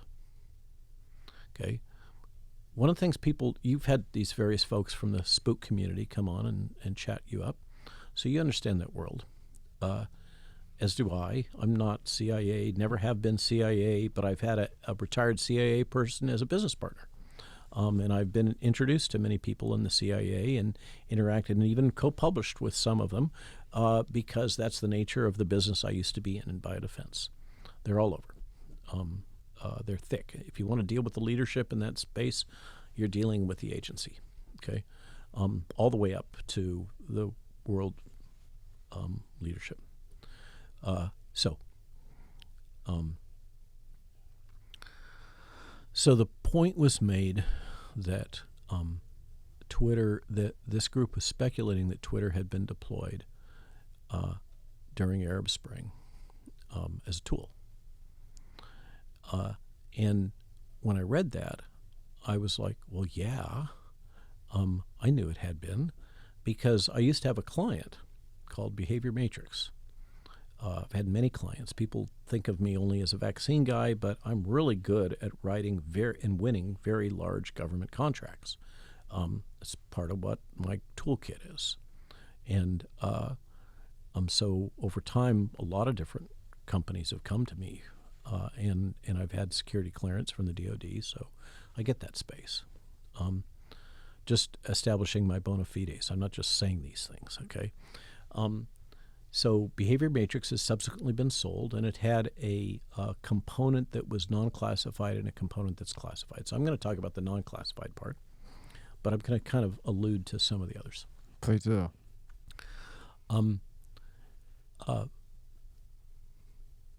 Those tools, what the government does historically is it will go into various conflict situations, in part as a way to pioneer and pilot test technology.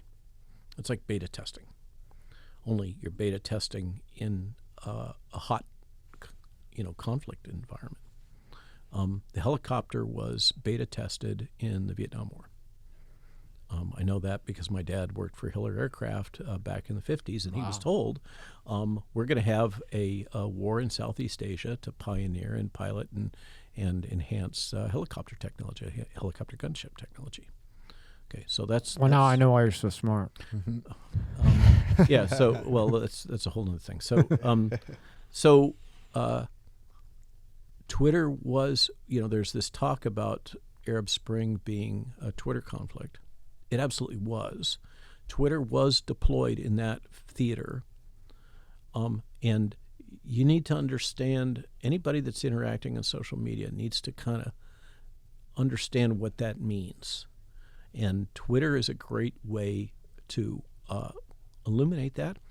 But you need to understand that all social media platforms are intelligence weapons.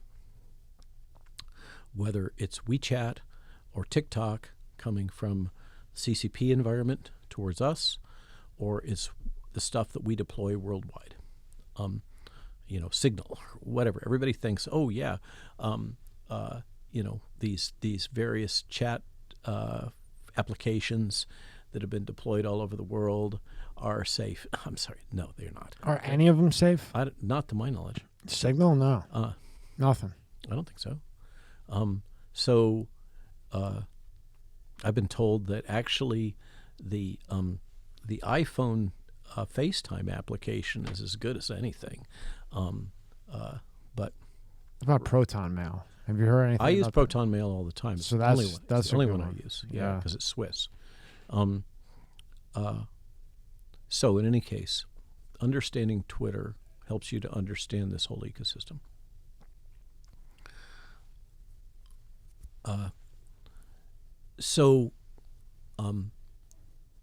The technology has advanced to the point where you can abstract emotional content in multiple different parameters from the words that you use. And the tools to extract that emotional content are now multilingual. They're automated and multilingual. And automatically generated are relationship maps. Okay, so the cloud of individuals that you as an influencer interact with is all known. And within those clouds, sorry, I hit the mic. Within those clouds, individuals are identified as being at the fringes of these influence clouds. When you say fringes, for people watching, what do you mean fringes? Fringes of what? This can be used for marketing for corporations, for governments, for propaganda purposes, anything. So, for instance, if we just focus on Arab Spring, for example, you had this upsurge of young people, because there's a huge cohort of very young people in the Arab countries now, not very many old ones. And they all are interacting using social media. And so they all have their web of relationships. And some people are more extreme than others. I mean, we see it here in social media. Your audience experiences it. You know that there are some podcasters that are just out on the fringes that are pushing the crazy, right? And there's other ones that are like, okay, I'm just going to, be really conservative and stay here. Okay, so the same exists with social media and with Twitter. There are people there that are saying we should hang them all, right, as one example, or whatever the phrase is, or the underlying emotional content of anger, rage, or fear, or calm. All of those, so people can be mapped along those axes of how they are positioned relative to the norms of their group. So you can pick out statistically the people that are out on the fringes. It's dead easy to do. Okay? And this is where shadow banning comes in. People think of shadow banning as a personal thing. Oh, I got shadow banned. It's such a bad thing. They're being so mean to me. Okay? But no, it has nothing to do with you. Okay? You metaphorically, right? Right. The person being shadow banned. When you experience shadow banning, what you're experiencing is the algorithms are identifying that you're now big enough, because it doesn't happen when you only got 10 followers. Right. Okay? It happens when you're big enough. You're now big enough that you're influencing one of these swarms.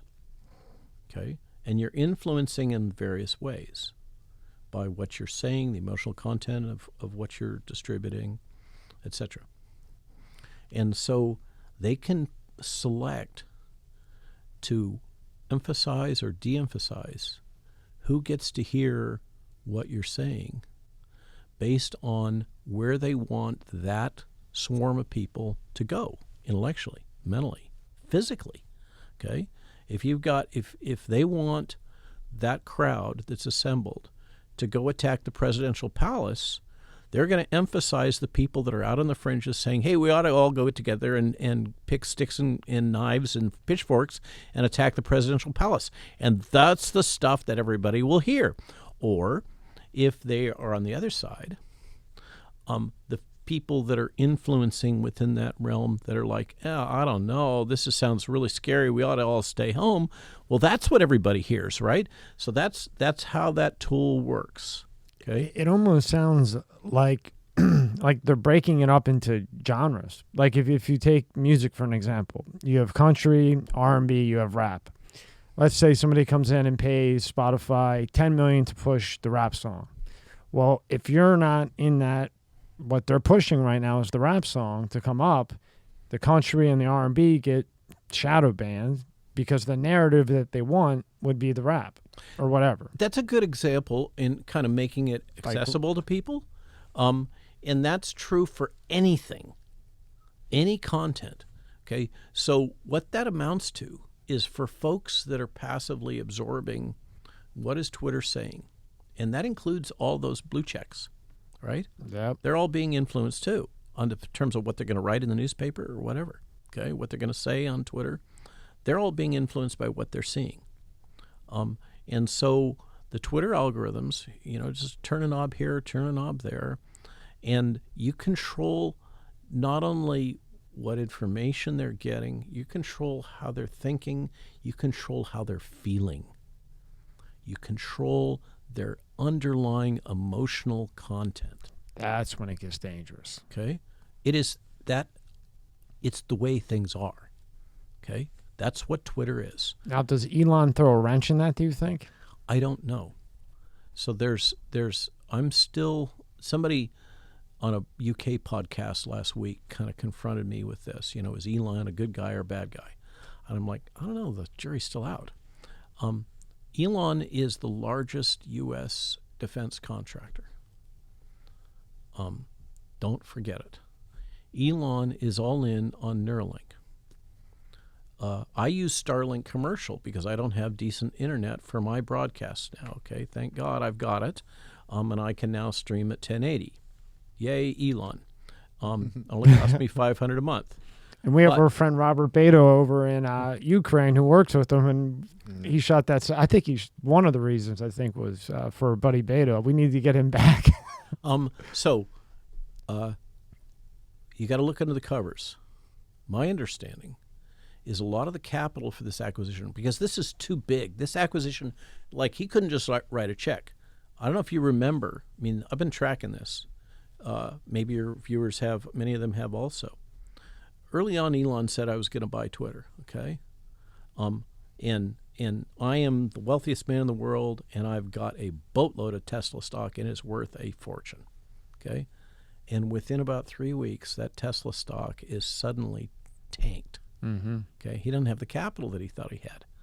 What a strange coincidence. It's amazing how the world works when you're beholden to the World Economic Forum, which he is. So time goes by, all this chitter chatter. Elon, the press goes out. Elon is the champion of free speech, and blah, blah, blah, blah, blah. Okay. Okay. So did somebody pony up big money to protect free speech? I don't think so. My understanding is that a lot of this capital comes from the Arab countries, which, by the way, were subjected to the use of Twitter as a weapon. Right?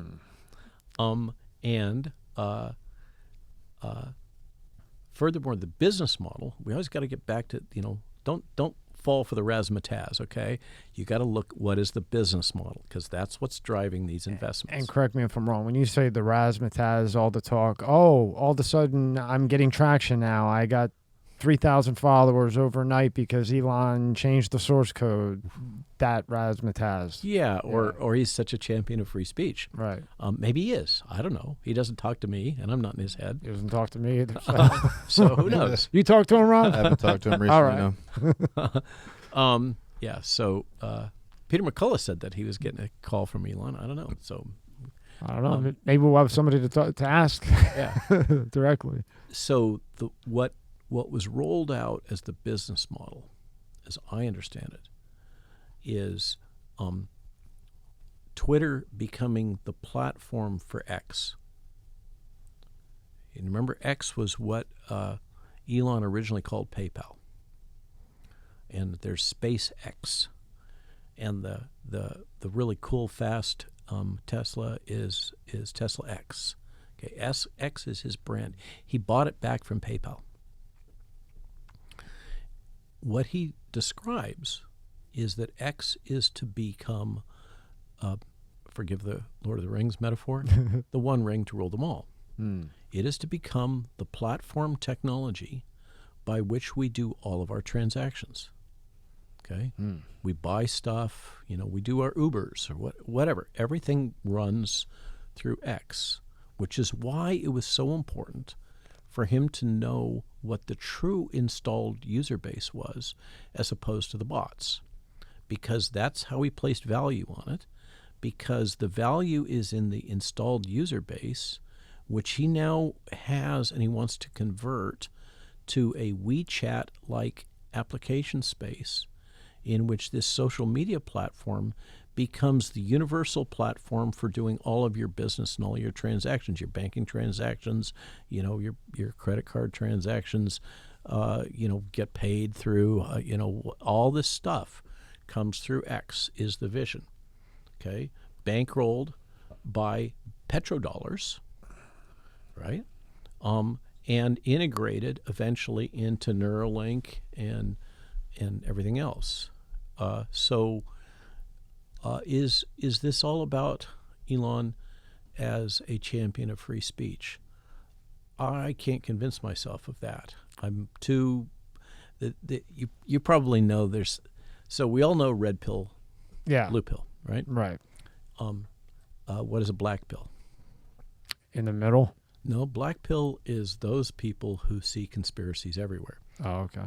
And I'm afraid I'm kind of venturing towards black pill these days because Are you going down the dark hole? I've just seen too many things. Yeah. It's the way the world works. The world does not seem to be about making nice.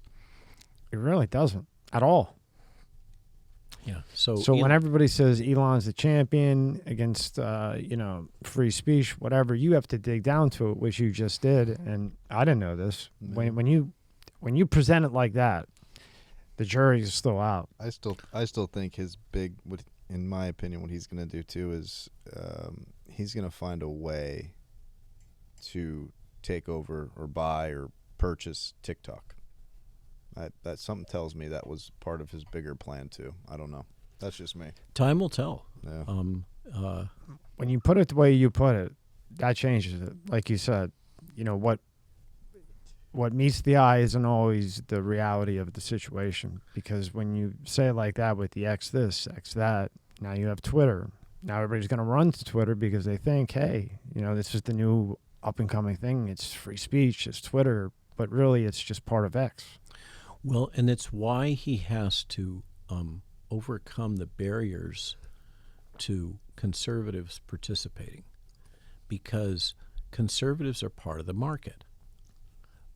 And once again, the touch point, we'll see what happens tomorrow with the election, but it could be that there's been a gross underestimate of the importance of people that are branded as conservatives, for whatever that means these days. They may be a larger fraction of the population than was thought, just like Malone winning in Italy and was branded as fascist rabidly by the corporate media, and turns out she's pretty much just in lockstep with the EU because she doesn't have any choice, because Brussels completely owns Italy. I mean, one of the things that's been fascinating for me in all these travels is I now have a whole bunch of buddies in Italy, and because we did this international COVID summit in Rome, which was another pivot point. You may not recognize it because it's a little, in the physician space, but it was an important moment. How was it? Beautiful? Good? It was, and it was wrapped up. I had some advocates in the Catholic community that got me into the Vatican, and I met Cardinal Turkson, who at the time was considered to be second in line to the Pope. But I got to speak in the Senate in Rome. I mean, how could you say no to that? Right. And it was the first time when docs from all over the world that were providing early treatment came together. It was kind of a key moment where we all kind of said, oh, it's not just me. We're all seeing these same things, and there's a bunch of different drugs that can treat this disease, COVID-19. So it was an important thing. But now I saw it. Now I have all these Italian buddies, and and some of the senator that invited us to speak in Rome, we couldn't talk about vaccines. That was off the table. It was off the table. That was a bridge too far. We could only talk about early treatments. But she's part of this conservative party that Malone's part of, and I was kind of warmly embraced by that sector of Italian politics, maybe in part because of my name, but what they have taught me is that Italy has absolutely no real operational latitude. They're so indebted to Brussels, which is to say France and Germany in many ways, that they really can't do anything other than whatever the EU tells them to do, which is why you have politicians like Malone, as I understand it, who, by the way, Steve Bannon apparently mentors her. That's a fun fact. I like Steve Bannon. I like him. I'm trying to get him in. He's bloody brilliant. Yeah. He just is. Smart as a whip. I mean, we could talk about what Steve does. There's no way I could do what Steve does. He builds those things on the fly in real time. Now he does that stuff. Unlike most broadcasts where it's all carefully scripted and timed and everything else, it's sometimes it's a little too free form, but he's wicked smart. But the Italian government, the reason why she focuses on social issues is it's the only thing that politicians can differentiate themselves on, because the government is completely owned.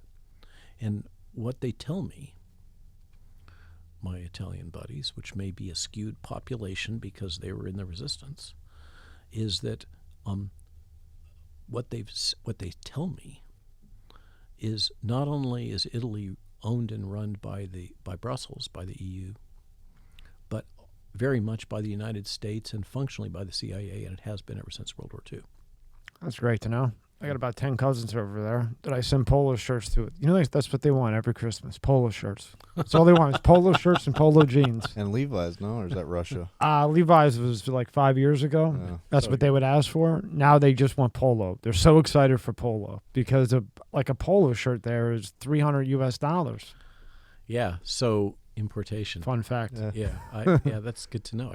Now I know what to bring. Yeah, bring them Next polo. time I go promise traveling. you. Yeah, because I'm sure I'm going to be there. I'm going to be seeing my Italian buddies in Vienna right before Christmas. So. I promise you, if you bring them a polo shirt, they'll make I'll it be the a best hero. gravy you ever tasted in your life. I promise. I promise you. And if you bring them polo jeans, oh boy. Boy, the Italians can cook. Oh yeah, they can. They can cook.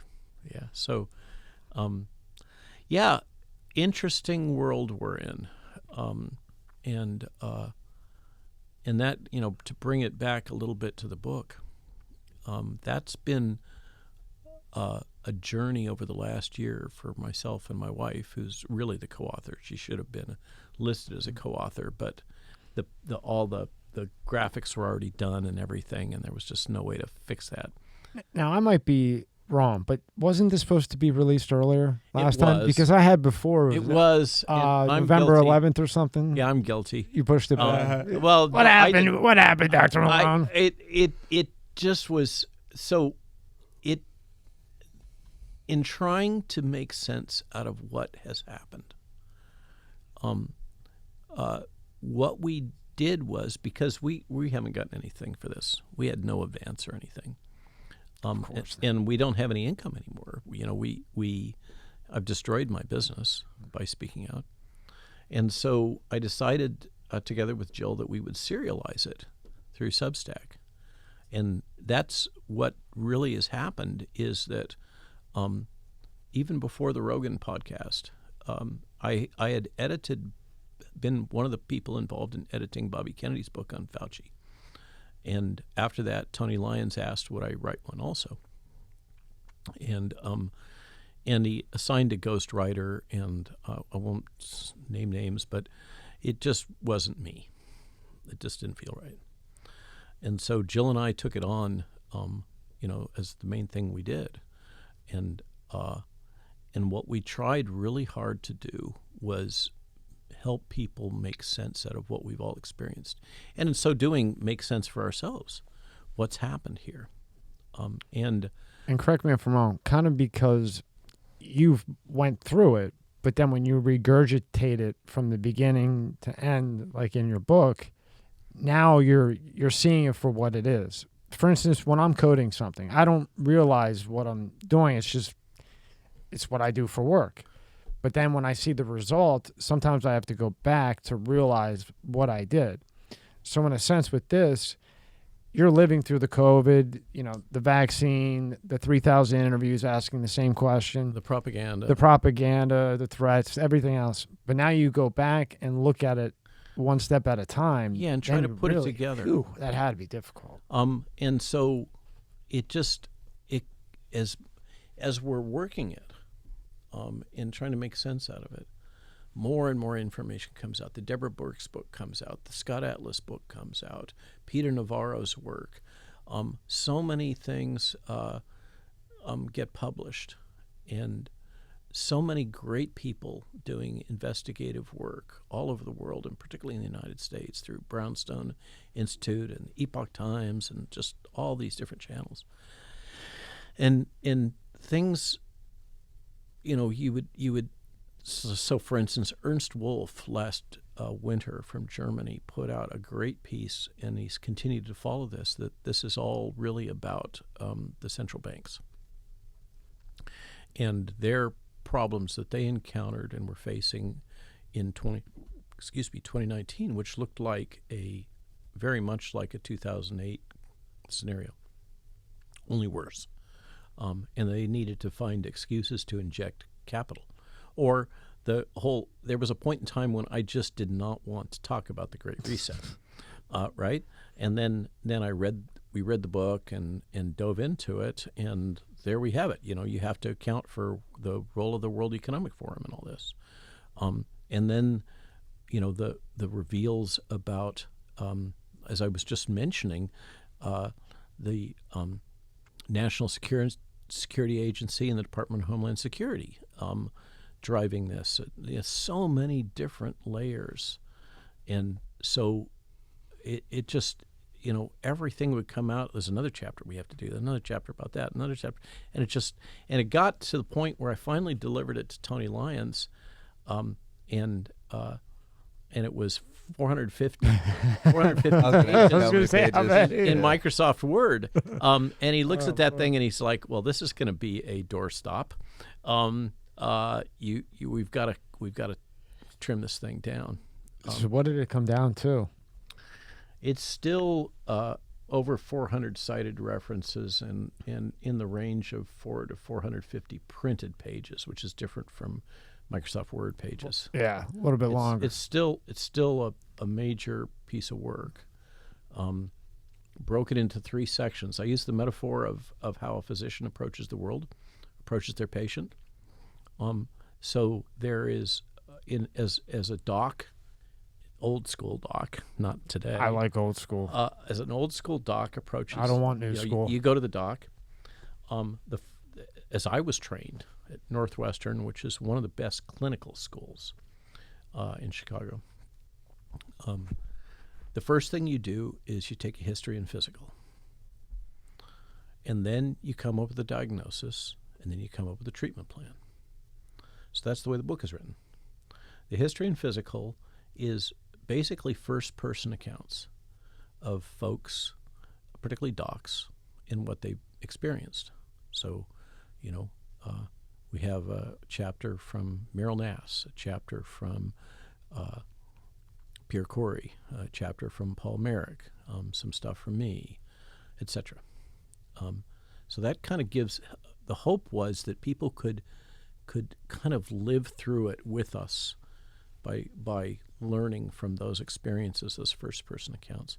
How everything changed and the way it was. Well, and what happened to us, what was done to us, the experience of having these propaganda campaigns and the censorship and defamation, and just so that people can see. Like, for instance, not most people don't know that Jill and I got going on writing a book on January 4th of 2020 when we got this phone call from Michael Callahan, the CIA officer guy. Okay, and we wrote a book with Jill as the lead author, well over 100 pages, well referenced. She's a PhD in public policy and biotechnology, so she's no slacker.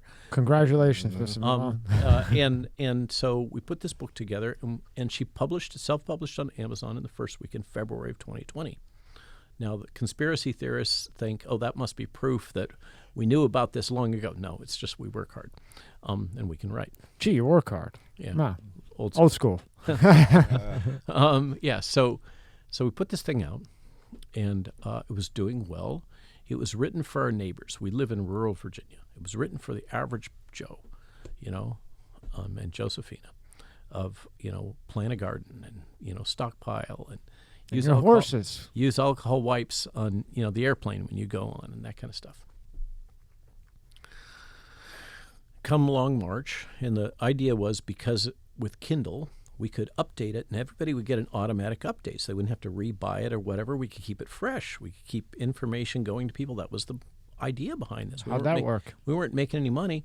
Amazon deplatformed us in March, and we could not get an explanation because they have this policy. They will always let you fix things for self-publishing, at least before, oh, there's porn on page 52. You have to take that out, or whatever, Mm-hmm.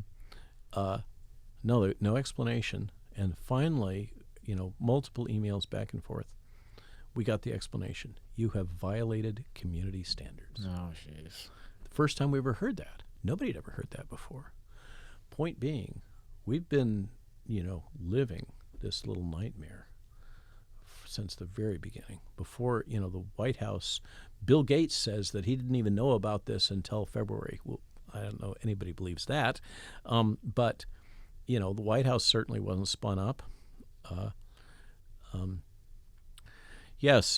So that's the first part, is the kind of first person to help people to see through our eyes and experience it kind of vicariously. And then the second part is the diagnosis, which is where we run down all these rabbit holes of, the WEF and central bank and the propaganda and the press and all this stuff, trying to make sense out of it.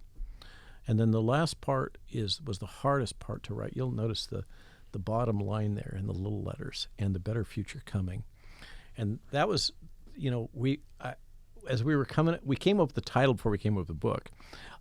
And everybody thought, oh, that's a really good title. And Bannon apparently loves the red cover and the graphics. But I was like, this is pretty grim, the lies my government told me. We need to soften this. You need a positive punchline. Yeah, right? Exactly. It has to close, because I tried really hard all the way through this to give people hope. You did. Not to leave them in despair.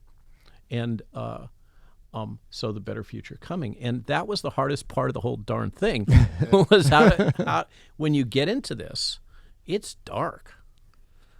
It's hard to see a better future. It is. Everywhere you look, there's. It just looks negative. It's dark. And so that was the hardest part. The diagnosis of what went on and all of these various spider webs that go everywhere. That's going to be written for the next 3 decades. And this is really just kind of a first draft of history. And in the book, it's personable too, right? I try. Yeah, I tried to write it from the heart, and so did Jill, so that we're more like having a conversation with the reader, as friends. I was hoping that's how it would be, because, you could say this, that, whatever, but how did you feel? When you started seeing things weren't right, how did you feel as a vaccinologist with all this experience? What is going on here? Yeah. How did you feel? And then one thing after another you're seeing, and what? Yeah. Yeah, so then the third part, I think that the big picture that I've heard from so many people all over the world, Tess Lori is an example, or these 2 Italians that I just think the world of, that have formed an organization called Hippocrate, IPPOCRATE.org, which is the Italian spelling for Hippocrates. Mauro Rango and Irina Bucherlin have come together and created this organization. The Italian docs have really been hammered. I mean, you think it's been bad here in the States. They created an organization with over 400 physicians and medical care providers that were providing early treatment, and they basically all got their licenses pulled. Okay. That is so crazy. And couldn't practice medicine, and it's very much the socialized medicine world there. And so what they did was they didn't just go into their holes and lick their wounds. They created an organization to empower people to get early treatment. And there's actually a major case series now that is published, peer-reviewed literature that shows how successful they were with that, with ivermectin, hydroxychloroquine, and so many other things. And just like the docs here, and that's part of what came together last fall, was we all compared notes with each other. And so they created this network, And then it kind of grew from that. And it's akin to what Tess Lori has done with World Council for Health. These groups all over the world trying to envision another future, a better future, where things aren't dominated by basically narcissist psychopath leaders, which is kind of that's what it is. What we've got. Yeah. When it comes down to it. This podcast is brought to you by ExpressVPN. Go to www.expressvpn.com, use code MSCS, and get 20% off your order. VPN is a power tool for your devices that enhances the internet. With it, you can do 3 really cool things. 1. Watch movies and TV from any of your devices, fast and securely. 2. You can use parts of the internet that are blocked in certain countries. 3. You can keep your internet traffic private, even when you're on an unsecured public network. That's www.expressvpn.com. Use the code MSCS at checkout and get 20% off your order. Are they psychopaths or are they sociopaths? Well, that's a question of genetics. One or the other, right? I mean, it's a guaranteed crap shot. So you're going to win. You're going to hit the ticket on one of them. Tomato, right? It's, all over the world, people are trying to envision a new way of being, organizing ourselves in a more decentralized way. It's the opposite. Remember the World Economic Forum, we'll just say that, or the globalists, we have these euphemisms, or Steve Bannon gets credit literally for championing the term uniparty. But we're all talking about the same beast that believes that the nation state is an obsolete structure and that the only way forward for the world community is a one world government run by a small cohort of people. And that is absolutely the charter behind the World Economic Forum. And the only way to stop it, as we had touched on earlier, is think for yourself. True. But then as you move beyond that, I mean, we can all be preppers living in the foothills of the Shenandoah like I am now, right? My little horse farm, my little sanctuary. And if... I have to ask this. What got you into horses? Is that your therapy? Is that calming to you? It is absolutely calming. We could talk a lot about horses. We could do a whole segment on horses. But it is, when I was young, I decided that I didn't want to be so bookish. I made a conscious decision that I didn't want to just live in. I read all of Shakespeare when I was in 6th grade. Whoa. Okay. I was tracked with the Gifted and Talented program in the state of California, and I read Brave New World, 1984, Death of Socrates, all that classic stuff when I was in 6th and 7th grade. Wow. That's so where your mind was. That's why I was tracked. And I decided I wanted to live in the world. That was at the time when the Back to Nature movement was really happening in the 70s, mid-70s. So you missed Woodstock, huh? My wife's sister, I think, was there. So I was an avid backpacker and rock climber. I did the Muir Trail in California from Mount Whitney to Yosemite, so that's the backwards way. You and Peter hide it. You and Peter are jacked under those suits. I told Peter, because we had a picture. Remember he had the T-shirt on. He had the only guy that could have a T-shirt on, slacks, belt, like a T-shirt where you just got done running, and it looks right. And he's jacked. I told him he's jacked. He's like, Tommy. Both you guys are jacked under those suits. I just wanted to, not just be the book live in guy. the world. Yeah, live in the world. And I spent 2 summers as a young man, like 13, 14, on a dairy farm in eastern Oregon that was owned by my aunt. Really? which is where I really learned. I mean, dairy farmers are the hardest working people in the world, as far as I'm concerned. That is a wicked hard business. You won't believe this. My mom forced me to get a job when I got in trouble at 19, and I actually worked on I would deliver the big barrels of chemicals to the farms, and I'd have to go in, and my mom, she forced me to work this for 3 months, and I'd have to go in where all the cows are and put the thing on the teats and drain the milk. Carry it back to the truck for 3 months straight. I had to do that. It's hard to know that. I first heard that one. All right. I know. She made me do it. It was either that or hear an Italian woman scream all day and night long. I'll go do it, Mom. I really did. Yes, ma'am. Those were some hard-working men. Yeah, exactly. Really hard-working. Hard-working men. Yeah, so I picked up a love for horses then, and then brought that back. My parents lived in the foothills north of Santa Barbara, just at the far fringe of a town called Goleta, and about 4 miles as the crow flies from Ronald Reagan's ranch. And back in the day, in the 70s, you could ride horseback all over the backcountry hills of Santa Barbara and all along the beaches, because the beaches were all owned by, in that part of Santa Barbara, were owned by the oil companies, Union Oil. And if you were on foot, you were a hippie, and you were as likely as not to get a load of rock salt in your butt. But if you're on horseback, you were one of them. And so you had the run of the place. So cool. And so Jill and I both had this love of horses. And it was actually almost the day after I came back from doing the Muir Trail, and I was at that point, I was like, I need a girlfriend. And she shows up, and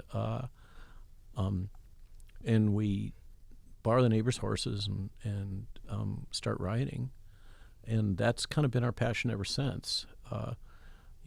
Went through the period of getting trained where all I could do was just do school and all that kind of stuff. But then there was a moment.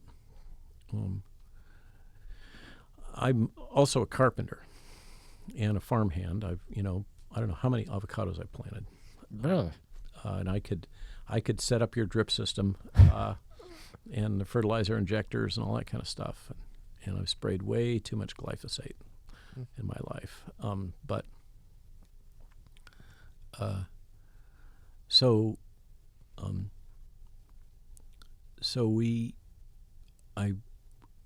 I rebuilt a house in Rockville because it was all that we could afford. It was basically about to get condemned, and it was in historic Rockville. And I love the old shingle style, arts and crafts. And so I redid it shingle style, and we made a boatload of money on it. Awesome. And I did it on credit cards. Like we all do. And then we're like, okay, now we got all this money. We sold the house. Where are we going to live? And Jill, who is just a monster at using the internet to buy property, she found this place up in Frederick, Maryland, 52 acres.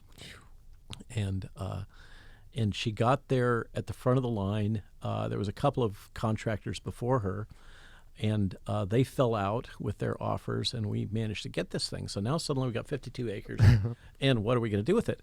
And we decided, well, let's live our dream. Let's breed horses. And so we got into the horse breed that we could afford, that we liked, which was the Percheron draft horse. And I took second place at the World Percheron Congress driving a team. Congratulations. So that's another thing on my list of things. I'm a pretty good farrier. So you got a lot of checks on your bucket list. And I am actually a teamster, because that's the name of somebody that drives horses. So we started breeding Percheron. And then time went by, and we've had 5 farms together now. This is our 5th. Wow. And we've redone it from raw land. It's talked about a little bit in the book. It was just hay fields. No septic. I'm being careful. No septic, no power, no water, no fences, no nada. How long does that take?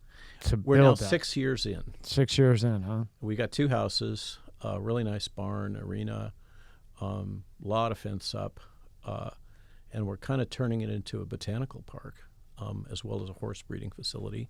Awesome. And we had transitioned to this Portuguese horse called the Lusitano.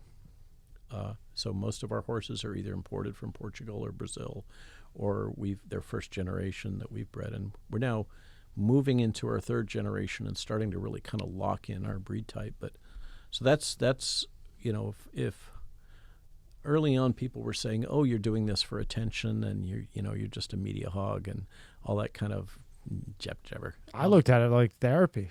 You're out there with the horse. Horse doesn't know what's going on. As far as I'm concerned, I would way rather be messing around with the horses. I'm sure you would. They don't know what's going on. They don't know this bullshit out, everything on TV. Yeah. Just hang with them. They're amazingly intuitive. And the Lusitano is a smart breed. It's really high demand for here we are in Miami Beach. Okay, Wellington is like right back there. Okay, Yeah, you got the polo club, everything. okay, You're in horse that's land over here. That's dressage. Yeah. Okay, Yep. and that's what our breed is really desired for. We sell our foals for very good money when they drop. They're very high quality animals, and we ship them all over North America. And there's basically only one buyer.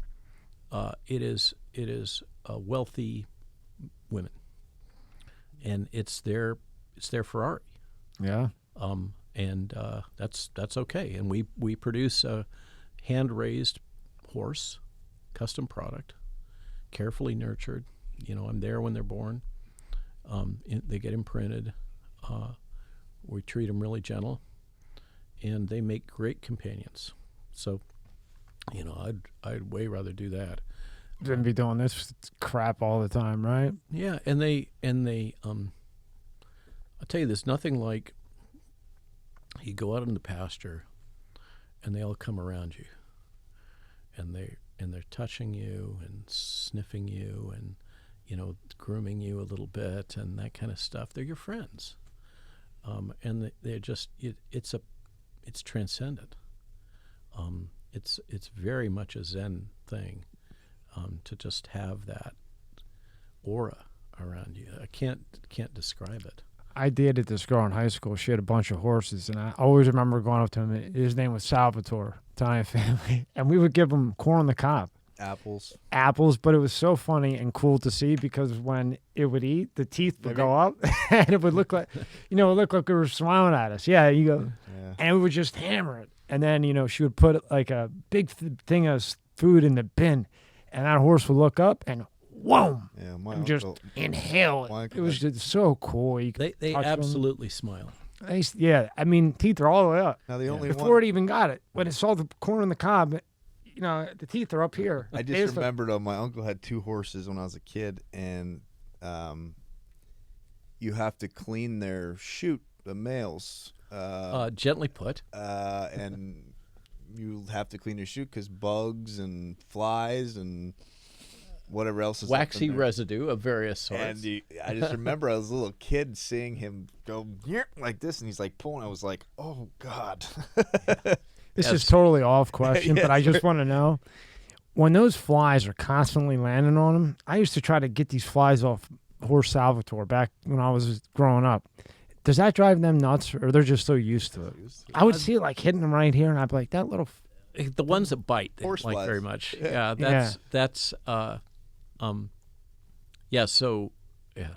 ones that bite. So I know they don't like topic. having them. We use what's called a fly predator. It's a little tiny wasp, and it's a biologic control, and we get them shipped every month.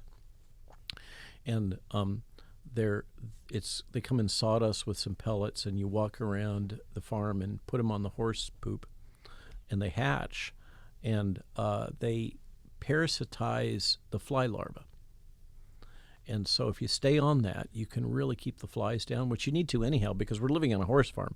Otherwise, the kitchen is full of flies. I love the ecosystem. I love how the ecosystem works. It's always one thing that's protecting another thing to continue. It's like just the bee people we had. Like the bee. We had these bee people, and that turned I never knew how important bees were. They're way important. And how many things bees are used in. Right, Rob? I mean, that was nuts. Yeah, I mean, basically, if we lose them, we're fucked.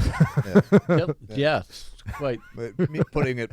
Dr. Malone is like, that is quite right. Yes, we're fucked. We're fucked. Yeah, no, they're crucial. Yeah, so horses. I've kind of been horses in farming have been a way to keep sane in an insane world, and it's something that my wife and I share together.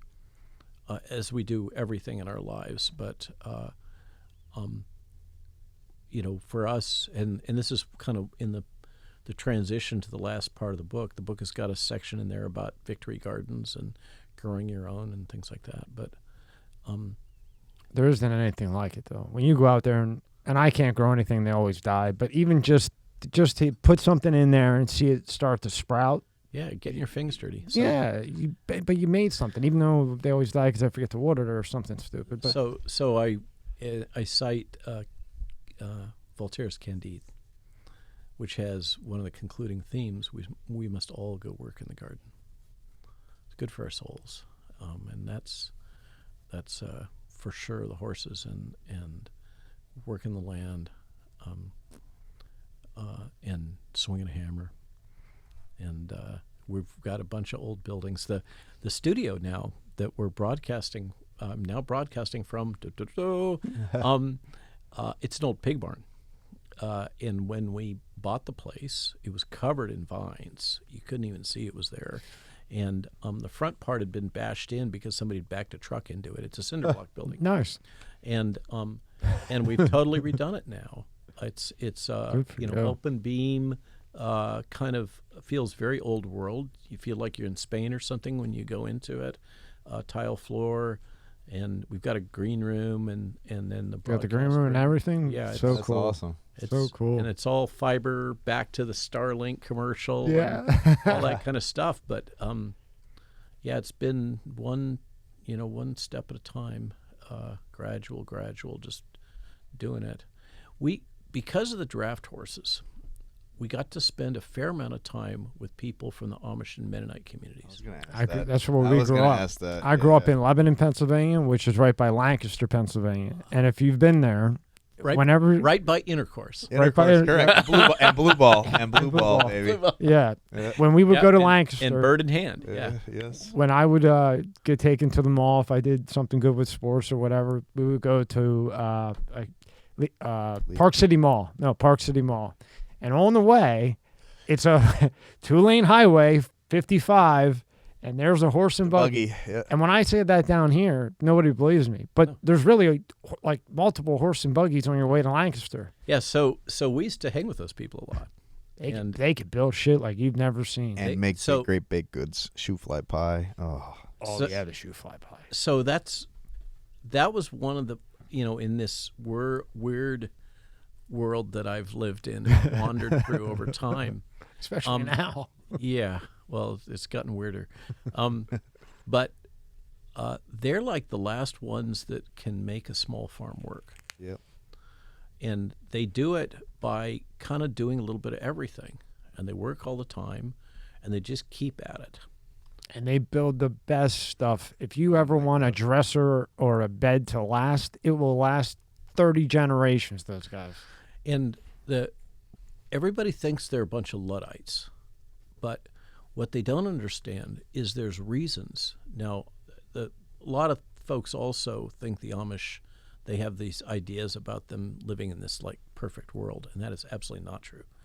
There's drug addiction problems, all kinds of problems that go on in that community, and even we knew in the draft horse community, there were Amish farmers that would prostitute out their children. Yeah.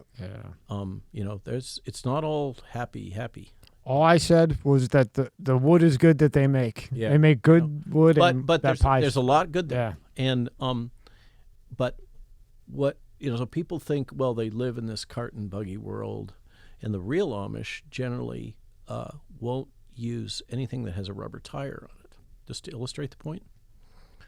And that just seems really kooky. Why wouldn't you use a rubber tire? The reason is because rubber tires cause the fragmentation of the family. Because when you have rubber tires, the children can leave and go away long distances, and it splits the family up, and they don't want to have that. Did you ever know that growing up? We grew up there. I never knew that. So That's that's the logic of not having rubber tires. Wow. So the point is, and that a lot of the things that you see and you think, well, that's kooky. Why are they doing that? It's just there's a different logic. They have a different priority stack from us, so a lot of things that don't make sense actually make sense if you allow yourself to see through their eyes. Now, it's hard to get to do that because the likes of you and I are English, right? Right. We're the enemy, largely, really, culturally. We're outsiders. But that was one of the beauties of breeding the drafts, is that we kind of got brought into that community a little bit. I'd be interested to see how many, and maybe you know the answer to this because of your background with everything, how many of the Amish or Mennonite community died from COVID? So that's a fascinating question, and there's a related question about the fundamentalist Jews, particularly in New York and New Jersey. And the answer is that the first wave hit them, particularly the elderly, but didn't hit them that bad. And which is what the data are now showing all over the world, is that the mortality and morbidity in the absence of Western medicine looks pretty good. Really good. It's not so bad at all compared to what we thought. And somebody asked me the other day, what did you get wrong, Dr. Malone? And I didn't answer the most important one, so I own that. It shows my own blinkers, to use a draft horse metaphor. I got caught up in all the fear porn too, and I thought this was going to be a lot more lethal than it was. So that's something I got wrong early on. Did you think it was going to be a super virus? I thought it was going to be a lot more pathogenic than it was. It was going to cause a lot more mortality. And that's a whole nother rabbit hole. How did that happen? How did I become convinced and so many other people become convinced?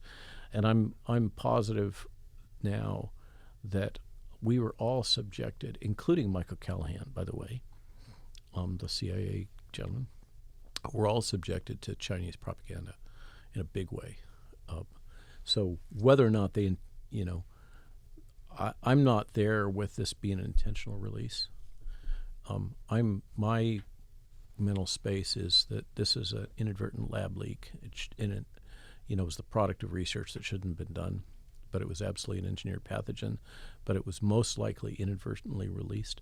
But then once it was out, sometime around September 2019, or maybe even earlier, then the opportunity was seized upon to take advantage of that by the CCP.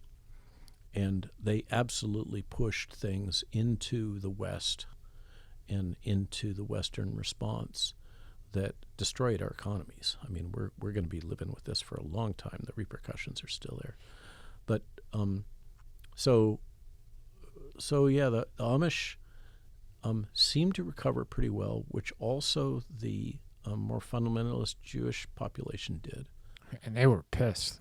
And one of the things that I found so this is another one of these, personal journey things that I don't talk about in the book, is a guy named Eric Feintuch, who lives up there, who's kind of on the fringes of the fundamentalist community up there, Jewish, early on asked me to testify before a rabbinical court.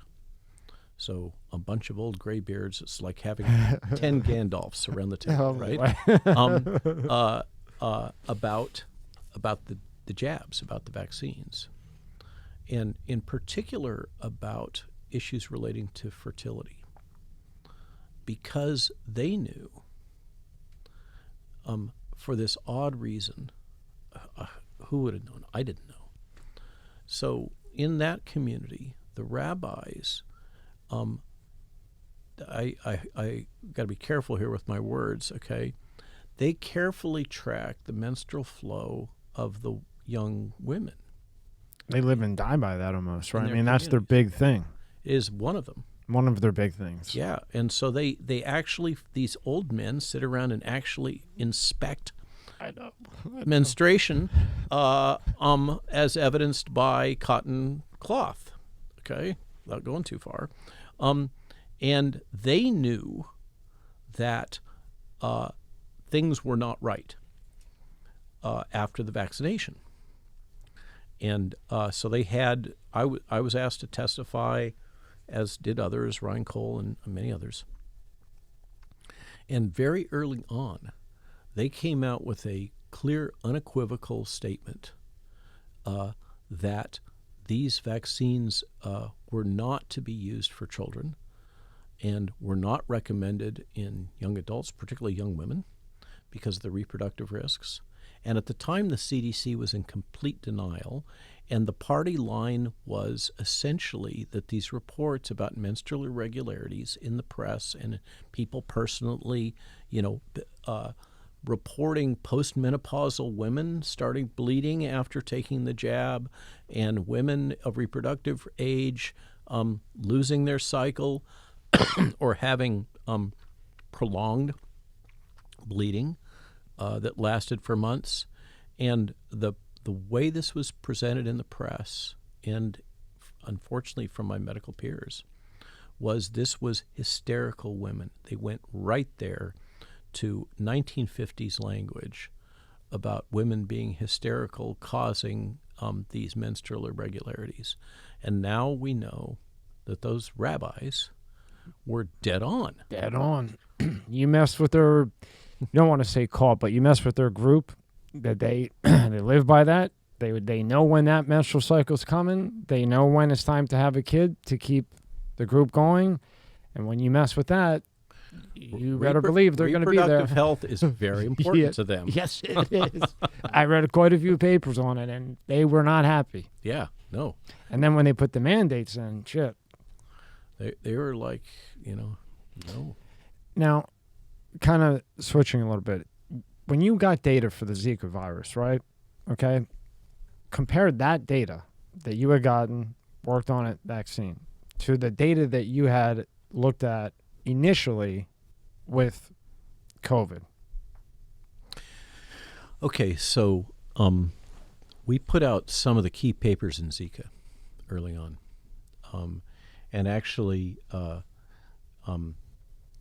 put out the first real threat assessment for Zika, together with Michael Callahan, as I recall, and another person that had been CIA seminal in a project called Argus, that was the CIA's first data fusion and public health program.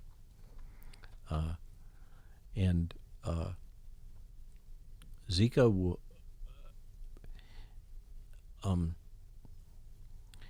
it's hard to express if you're somebody who has the skill set and the willingness and ability to make a difference with these outbreaks.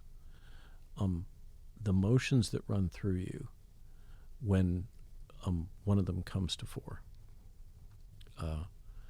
It's you. Many of us are kind of adrenaline junkies, and in the past I've been one too with these outbreaks. I've been through many of these,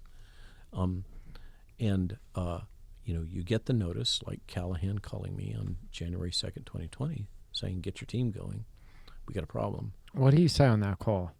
He just said we have a big problem. He said that there's a novel coronavirus circulating in Wuhan, and it looks to be a significant threat.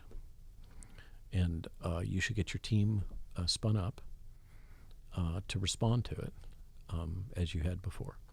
And what are you thinking at this time when he says that? Are you thinking just another Zika type of thing, or are you thinking... Well, Zika was not... So that's where I was kind of going. Yeah. Was Zika... My experience of Zika early on, as the data were coming out of Brazil, was thinking of our two children, Jill and myself, our two sons, and their wives. We had no grandchildren at the time.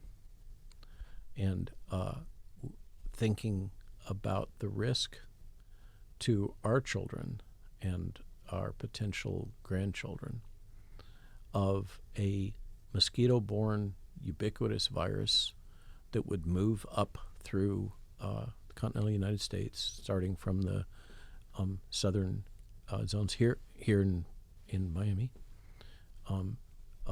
and would cause this profound birth defect of microcephaly. Oh. And the sense of threat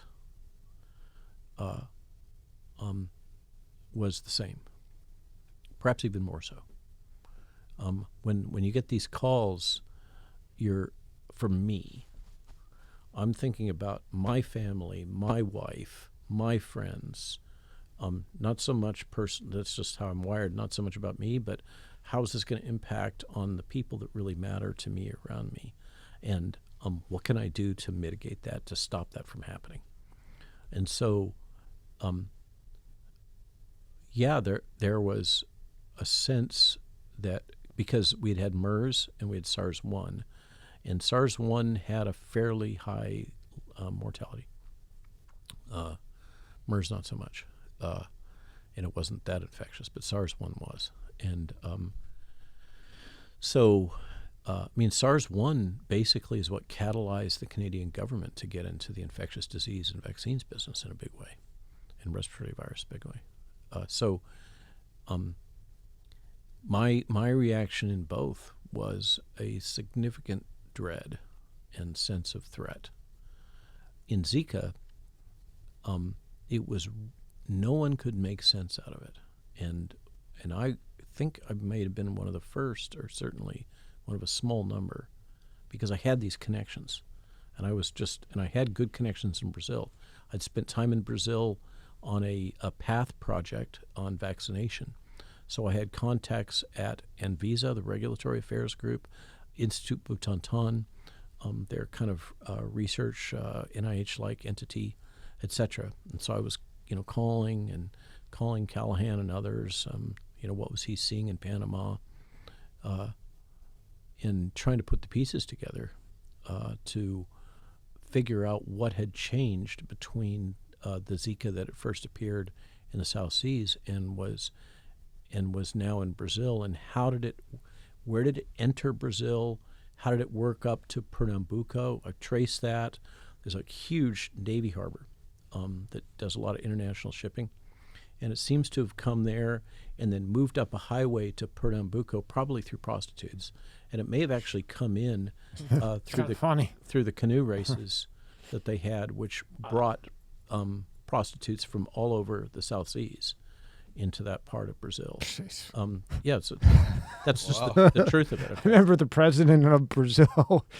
We see our campaigns here commercial. His commercial was two girls in thong bikinis was his commercial to be president. He ended up getting shot. Yeah. So he's a character, huh? Yeah, rather. Brazilian women. That's one of the things that the Portuguese are jealous of, by the way. Just to say. The Portuguese also say, you know what the problem is with Brazil? What is that? Brazilians. Any case, so this thing's moving. So we picked up, and the big question was why the encephalopathy, why the microcephaly, the birth defects in the brain,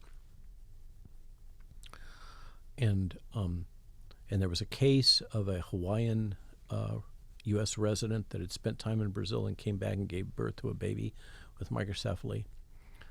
So that was really worrisome.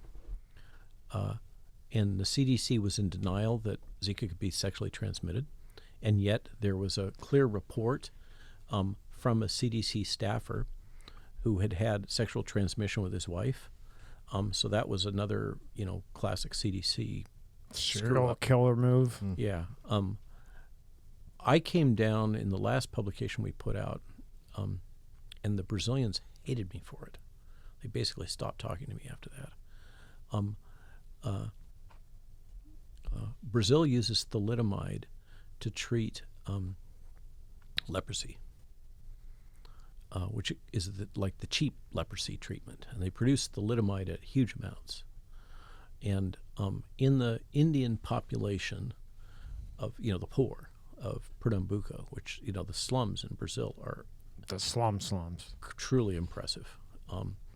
Truly impressive. Even by South African standards, they're huge and poor. And so there'd been a lot of Indian influence into the Pernambuco region, having to do with the oil and building and that kind of stuff. And apparently it's the norm in those communities to share drugs.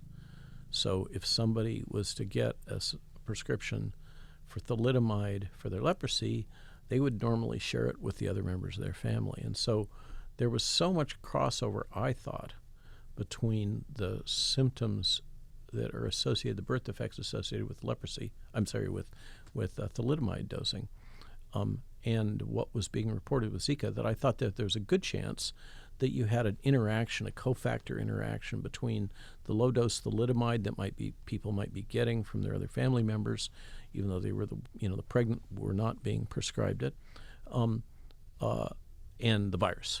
That was my working hypothesis. Since then, what's come out is that there was widespread deployment of a new MMR vaccine at that time. At that time. And that is the alternative explanation that, for instance, Bobby Kennedy and Children's Health Defense advocate. So something happened there. So in this case, so you want to kind of go there, what happened with COVID. Yeah, because I brought up the Zika because I'm just curious to know the data that you had gotten then with Zika versus the initial, in my opinion, bullshit data that you got with COVID. The big difference in Zika was that I was being able to call up people directly in Brazil and say, what are you seeing? Other physicians, primary healthcare workers, people in the R&D community, and say, what are you seeing here? What are you seeing there? And I developed good working relationships. And I helped some of them get stuff published because it was hard to get stuff published. And so, there was a good interaction there. So I had more primary. In the case of Corona, what I had was, because I was right on top of it from the very beginning. Like I downloaded the sequence for the Wuhan seafood market virus on January 10th when it was uploaded and started. That's what got my team going. I built, crystal structure models of the key proteins and then started applying the cool new computational tools to identify drugs that would potentially inhibit. So that's cool stuff. Now, at this point, do you have the Chinese proctals yet, or no? The Chinese protocols. Oh, you protocols. Know about that. Yeah. So that's interesting. Good. I'm not a complete idiot over here. Very few people pull that. Yeah. So no, not at that time. Not at that time. Okay. It was that was like in February, and I had a client that I'd done a little bit of work for, a Chinese client, and I may have actually been infected by one of their workers rather than in Boston. The MIT. It's like, I visited her and that team and then got on a jet the day after, and then it was 4 days later that it just hit me like a hammer. Okay, so which one was it? I don't know. I was staying right across from the corporation that ostensibly was the ground zero for the Boston outbreak, but whatever it was, I got Wuhan 1. So I had this contact, and I asked them, could they, that I had heard that they had a treatment protocol. The CCP did an official treatment protocol, and I asked them for help. Could you possibly get it? And they pulled it, the front part of it was translated, which was the Western medicine part, and then the back part, which was the traditional Chinese medicine, was still all in Mandarin. Isn't that interesting? So I couldn't decipher that, and then I sent that off to Health and Human Services through Callahan. that was, I'm pretty sure that was their first intel on that, and I also sent it in to my buddies at Defense Threat Reduction Agency. And it clearly outlined the use of chloroquine as one of the key treatment strategies, which is hydroxychloroquine is just a slight derivative of chloroquine, same mechanism of action. But early on, though, right? It's only effective early on. Yes, Yeah. just some. Yeah, it will, like with all these things. Once you're, I mean, the use of remdesivir, an antiviral, in late stage COVID in hospitalization is just stupid. It makes no sense at all, unless you want to sell, unless you're Gilead, right? And you want to sell drugs. Yeah. Or Tony, because I guess you're working for Gilead. I don't know how that works. But He's got a pretty nice house, so. yeah, well, yeah, he's made, the documentation's coming. He's made a lot of money over the last 3 years. yes, he I don't know how that happened. I don't know. Maybe we'll find out one day. Must have been royalties. I guess so. Yeah, so Royalty. yeah, so A gentle way to put it. yeah, so I did get that protocol. I did circulate it in, and kind of in parallel, I'd heard about this guy. I think it was in Long Island. This Jewish guy that was doing this early treatment with the zithromycin and hydroxychloroquine, named Zevaselenko. And now we know in retrospect, he's the one that wrote the letter to Trump that convinced Trump to tell Peter Navarro to throw the switch on collecting hydroxy and making it available. And he's the one that put together the really nice video clip that we've also put in our Substack.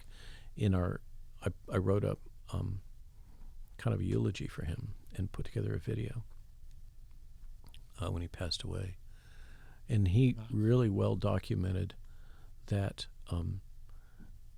there was a conspiracy, I don't know how else to call it, between Rick Bright, who I've known for years, who was head of BART at the time, and Janet Woodcock, who was, at that point kind of in charge of the drug branch of Operation Warp Speed, to make it so that hydroxychloroquine would not be generally available and to circumvent the will of the president. And whatever you think of Donald J. Trump, good, bad, or indifferent, I don't care. To have administrative state actors conspiring to directly circumvent the will and direction of the President of the United States is just wrong. And it absolutely happened. And Rick Bright is on videotape, owning it. That's insane. Have you ever seen anything like that Nothing. before? Anything close to it? This whole thing, all the way through, soup to nuts, has blown my mind. And my colleagues also. I mean, I've had people come up to me because, this is what I do. I do clinical research, regulatory affairs, push paper, write grants, and go to meetings and, blah, blah, blah, and try to follow the rules and, so that I don't get reprimanded and get a 483 warning letter and get blacklisted, and just try to stay in the straight and narrow, the way the rules are supposed to be, the way I've been taught. As have a lot of my colleagues. And they come up to me and they say, what are we going to do now? Our industry has been destroyed because the willingness of whoever the entities are behind this, and maybe it's Homeland Security, to basically blow through all the rules. They don't care. The rules of informed consent, the rules of non-clinical testing before you enter humans, the rules of right and proper clinical trial structure, shutting down the trials, vaccinating the controls, all that stuff. If in this new world now, it's like there's no boundaries. They can do whatever they want to do whenever they want to do it. And how do you operate in that? I don't know. We've been saying this whole time. How can a company like Pfizer, they did it with the arthritis drug. I forget what the name of it was. I know you know. What was the name of the arthritis? Yeah, but I know what you're talking about. Killed however many gazillion people. Go in, okay, Pfizer, 10 billion. Well, they made 200 billion on it. They don't care. Go home. It's cost of doing business. Yeah. Oxycontin. Oh, we need to add the oxy to it, so we need to extend the patent, right? The doctors call, hey, Pfizer, this isn't working. Give them more. It's not addictive. Next thing you know, boom, you got 10,000 gazillion people addicted to oxy. You got the opiate pandemic. Then they go into court again. Oh, $20 billion fine and walk out. Anyone else does anything close to that, they're done for. They just go pay $20 billion, $30 billion every year, it seems. So my question, this is the big thing that I think is, and I was talking to Bannon about this the other day. I don't have proof. Who could coordinate such a persuasive, pervasive global propaganda campaign like we've seen? I don't think the CIA could do it. Bigger. It's somebody has spent a boatload of cash and influence because they've corrupted the medical societies, they've corrupted the journals, they've corrupted the medical schools. It is the hospitals, and it's all over the world. Media, everything. How could that? Now, with media, we've seen those clips. Sponsored by Pfizer. Yeah. Right? Well, they're the ones paying for them to be on TV. They're the ones paying for the elections. Yeah.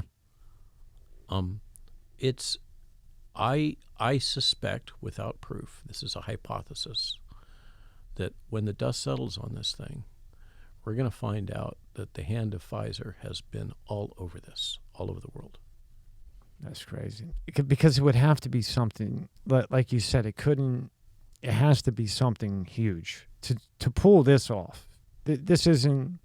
This is like nothing the world has ever seen. No, and then the after effect, and then you just keep piling things on top of this. And the hard part. So I like to say, it's really hard to differentiate between incompetence and nefariousness. Mm-hmm. Wickedness versus incompetence. It's really hard to tease that apart. It's also really hard to tease apart. There's no question in my mind that the Five Eyes Alliance has played a role in this. This consortium of Western intelligence agencies that's all does this kind of a scratch. You scratch my back, I'll scratch yours arrangement. Because the CIA can't, do their nefarious tricks against American citizens here in the continental United States, but MI5 and 6 can, right? And vice versa. So there's that kind of stuff going on. And then we were just starting to touch on it.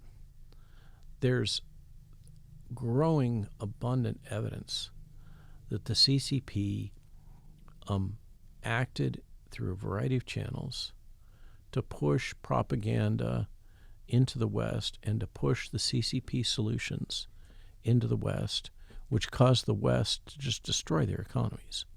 Okay? I mean, talk about soft power and, The Art of War, Sun Tzu. Yeah. It's a masterstroke. Okay? So Machiavelli, the Prince. is it, how much is CCP? Some is, for sure. How much of it, because, the WEF holds their summer meetings in China, okay? It's like, people always think WEF is Davos, okay? No. It's got 3 meeting places. There's Davos in the desert, there's Davos in Switzerland in the winter, and then there's the rotating 2 cities in China that they do the summer WEF meetings. And the CCP is integrally involved in the WEF, okay? So it's like you can't sort, all these things are all intertwined, and Gates is intertwined in all that. You can't untangle it all. And then you've got the big pharma. And so how I can't get to the bottom with the data we have right now of who was really the puppet master here, or was it really back we referenced at the start of this conversation this Brett Weinstein Dark Horse podcast, at the end of which it's clipped in the short versions. Everybody clips this part out. In the end, Brett does this appeal to Elon Musk. He's like, Elon, please buy Pfizer. That's what he basically says. Okay. But he poses this question, what's behind all this? And it was the first time that I really had to encounter that and think about it. And my reflexive response was, it's an emergent phenomena from multiple variables, multiple factor phenomena that's occurring. And I think that probably was right. I think that we probably had a bunch of trends that have developed over decades, all converging at one time on a situation where a lot of people saw opportunity, and they did what they could to take advantage of it. And they did. Dr. Malone, if you think about it, they did take advantage of it. Biggest upward transfer of wealth in the history of the world. I mean, that's unbelievable. Yeah, it is. We will probably live out the rest of our lives in a post-COVID reorganized world, for whatever that means. And that gets back a little bit to the better times ahead. What is that? What are the better times ahead?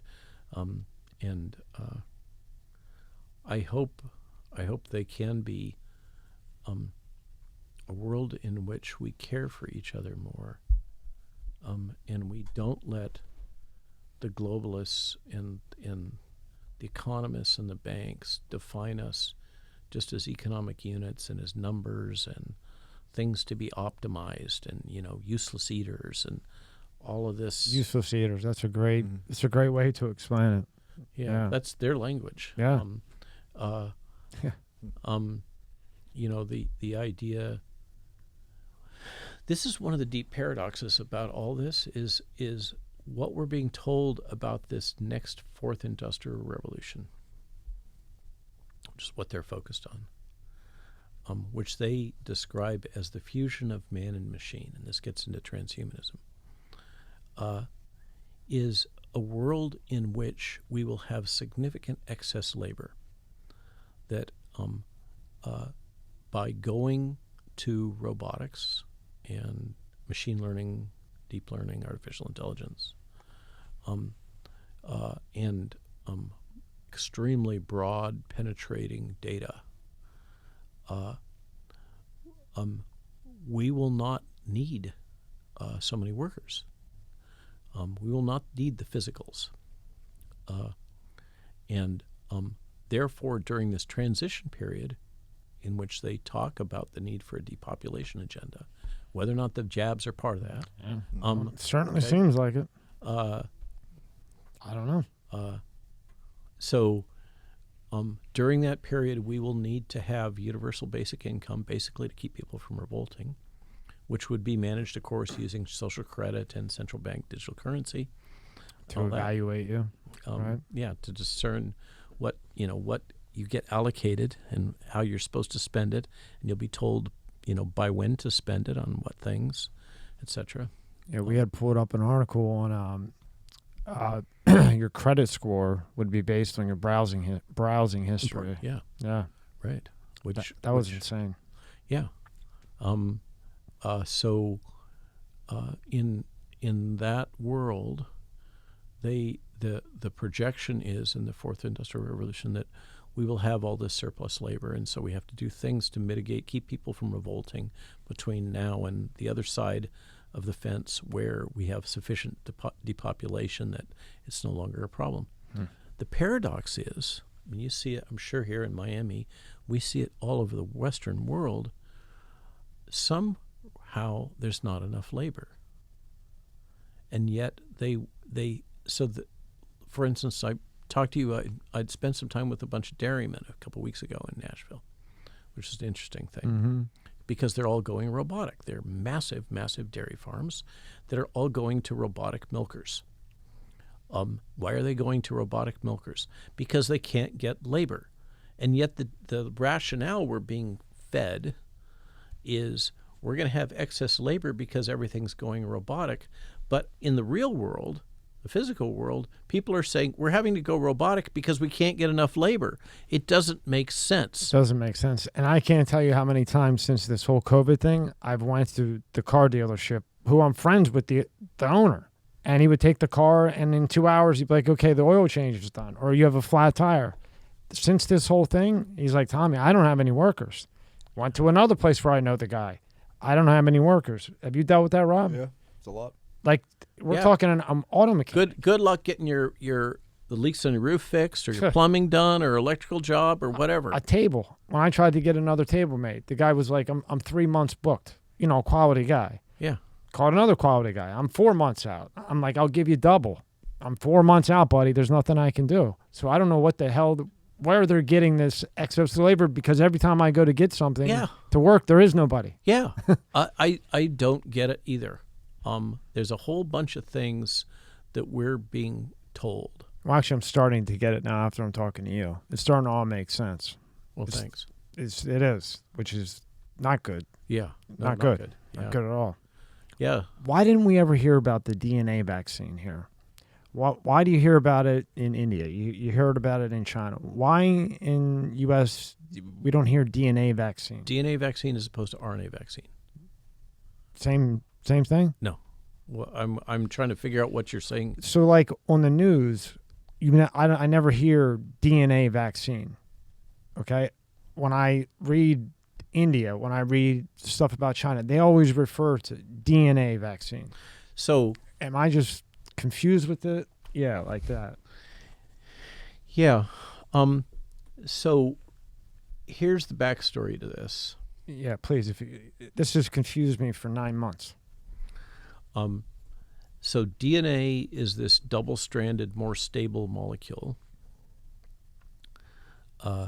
that, in order for it to be turned into protein, to direct the little biorobots that make protein, okay, that are called ribosomes, that exist in the... So we're going to go back, and I'm going to give you a metaphor. Okay. Fried egg. A fried egg is a cell. Imagine it, okay? The yellow part is the nucleus. That's where the DNA lives. The white part is the cytoplasm. That's where the little protein manufacturing machinery is. The little crispy stuff at the very edge, that's the cytoplasmic membrane, except for that's a two-dimensional thing, and it's actually three-dimensional. Okay? So, metaphor for a cell. DNA lives in the yellow part, the nucleus. And if you want to use DNA to cause your cell to become a little manufacturing plant for your vaccine, your personal vaccine, okay, and a bunch of your cells, that DNA has got to get across that barrier, that crispy part on the outside of the fried egg, and it's got to get all the way through the white part, get into the yellow part, which has got another membrane, okay? It's got to get through into that yellow part, and then it's got to be somehow activated. It's got to find all the little special proteins that it needs to make RNA. The RNA has got to get back out into the yellow part, white part. It's got to come across that other membrane, and it's got to find those little biorobots, okay, that then make the protein that is the spike protein. Spikes. Okay? Okay, that's how the DNA would work. And the RNA has got the same information content. It's less stable because it's only one strand, not two, wrapped around each other. Okay? And all it's got to do is get it to the white part. It's got to get across that crispy bit and into the white part, and then it can find those little biorobots and make the spike protein. Ta-da! Okay? It doesn't have the penguin walk like the DNA one. Well put, okay? And so it appears to be significantly more efficient. And the way things happened, I came up with these ideas about using gene therapy for vaccination purposes back when I was, 28 at the Salk Institute, which was actually a kind of a bad news story. I wanted to be a gene therapist, and things happened in the lab, and I was one of the first to realize, perhaps the first, that gene therapy wasn't going to work because the immune response to the foreign protein, which your body doesn't know is a good protein, it just knows it's a different protein, and so it attacks it. It's like, oh, no, there goes my career. What are you going to do about that? So the answer was, well, I had some experience in vaccines, and I said, oh, we could use this to make vaccines. Yeah, the lab I was in as an undergraduate was right at the forefront of the AIDS thing, and building an AIDS vaccine. So unbelievable. That's unbelievable. That's a whole other story. It is. That's unbelievable. There's a whole other rabbit hole down that one. So I came up with these ideas, and I had built this whole kit of how to make large quantities of RNA and slip it into cells and be able to show that it would make protein. And I was using the gene for the firefly tail that makes it glow. Mm-hmm. It's called luciferase. I'm sorry, it has nothing to do with the devil. And that's what Pfizer used to demonstrate where this RNA goes and where it makes protein. Same stuff. Okay, they're still using it today. There's been some modifications, and no, I did not design or work on these vaccines. Just getting that Making clear. that clear, right? Yeah, just get it clear. Stu Peters, take note. But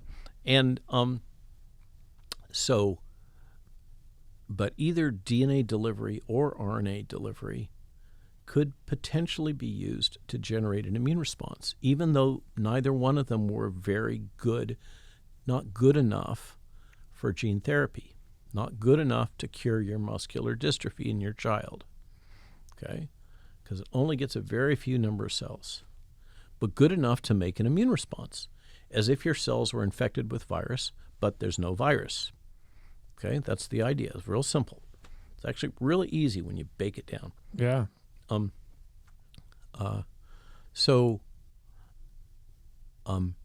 I had these ideas at the Salk. Patents were filed, and I got caught as a 28-year-old in crossfire between the University of California and Salk Institute over who was going to own what, and people thought they were going to make a ton of money and become rich and famous, and I was just run over like a steamroller. I ended up with a nervous breakdown and a diagnosis of post-traumatic stress disorder, which kind of still lives with me. Sorry to hear that. That's the way things are. Yeah, what are you gonna do, right? And I'm not the only one. You didn't give up. A lot of graduate students, and postdocs get just treated like dog dirt, and that's the unfortunate reality of modern big science. And the Salk Institute at the time was big science. There was like 8 or 9 Nobel laureates plus Jonas Salk there. Yeah. It was. That's why I was there. Okay. Place to go. Yeah. And I left and joined a little startup called Vical. And the technology was reduced to practice. That means we actually jabbed mice, showed that they made an immune response. Oh, we actually did some tests. Oh, okay, real tests. Yeah. That you normally would, right? Well, which the press ignores that we did that. Yeah. And filed a bunch of patents. Which is also ignored. But they issued. And Vical was, I was basically, because I'd been collaborating with their new vice president when I was at the Salk and he was at Syntex. He convinced the investors to allow me to build a little skunkworks, capitalized a small little pilot project in the company because it's outside of their business model. And budgeted that. I think the total budget was under $30,000. My salary was $19,000 per year. As I said, you care. And within a few weeks, because I brought all my stuff over from the Salk, it was working. And we had another big paper. That's another story that the RNA alone and the DNA alone could cause gene expression in the mice and could be used for vaccination. And then they were sitting on this intellectual property, and it was outside of their business model. Vical was antivirals and calcitonin analogs. That's the name. Okay, and so, and I wanted to go back and finish my last 2 years of med school. and they went and shopped the tech. And it got bought eventually by a company called Merck. Oh. And Merck cooked a deal. The deal was that they would buy it for a good amount of money. It was like $30 million or something. But they wanted to be able to take credit for the discoveries in the work. And I had signed the agreement, as a young idiot, that all my rights went to the company. I got $1 for it. That's all I ever got. So those that say I got rich off of this, not true. And they sold it to Merck. And Merck showed that it would work for influenza vaccination in mice, big science paper. And the people that were given head of the project became very important people, Jeffrey Ulmer and Margaret Liu. I got nasty grams from from Vical, saying once I finished med school and started doing research as an academic, I will not do any research in the areas that I had worked on when I was there, or they will sue me. Okay, what is this? A contract, like a because, contract here with because full I had, rights? because I had signed this agreement. Yeah. And Merck made a corporate decision. I think what may have happened is that when I left, nobody could really make the RNA in quantity. And Merck made a decision. The RNA was never going to work. It was too hard to make it. And so they were going to just focus on the DNA. And they spent literally a couple $1 billion trying to get it to work in humans. Never did. Then they gave it back to Vical, and Vical spent about $1 billion of investor money. And for instance, there's a Wired article, if you know the magazine Wired. Yeah, I know that. Yeah. So Wired put out a cover spread. Vical was the next Microsoft. It's going to revolutionize the world. Nothing ever came of it. The company basically went bankrupt, never produced a product. But what Vical and Merck did was that any other companies that tried to develop the RNA, which would compete with the DNA, they would sue. So when CureVac started to work on the RNA, they got nasty grams and got attacked legally. And that went on until the patents expired 20 years later. At what point, suddenly the field kicks off again. Mm-hmm. DARPA, the kind of operational arm of the CIA, the developmental arm, throws money into the pot, creates Moderna, among others. And there's this whole push by the kind of national security state to advance the tech. And that's kind of what brings us to the present. And so the DNA vaccine tech absolutely works in mice and has many publications. And you don't even need the positively charged fats necessarily to slip it in, so all that toxicity goes away. Wow. But it just doesn't seem to work very well in humans, except the advance we made back when I was at UMaryland, Baltimore, was if you inject the DNA into your skin and then you hit it with a pulsed electrical field with electrodes. And the problem is it makes you get muscle contraction, so your arm's going like this while you do it. But it works really good. So this is still kind of, what is it? 89, 99, 2019, 20. So 30, moving on 35 years since the discovery. There's still a lot of stuff that could be done.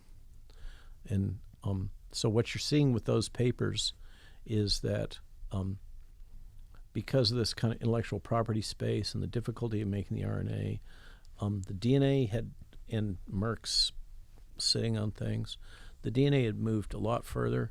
And there's no question that cooking this RNA is technically challenging. In this kind of, the batches, this is billions of doses that have been administered worldwide.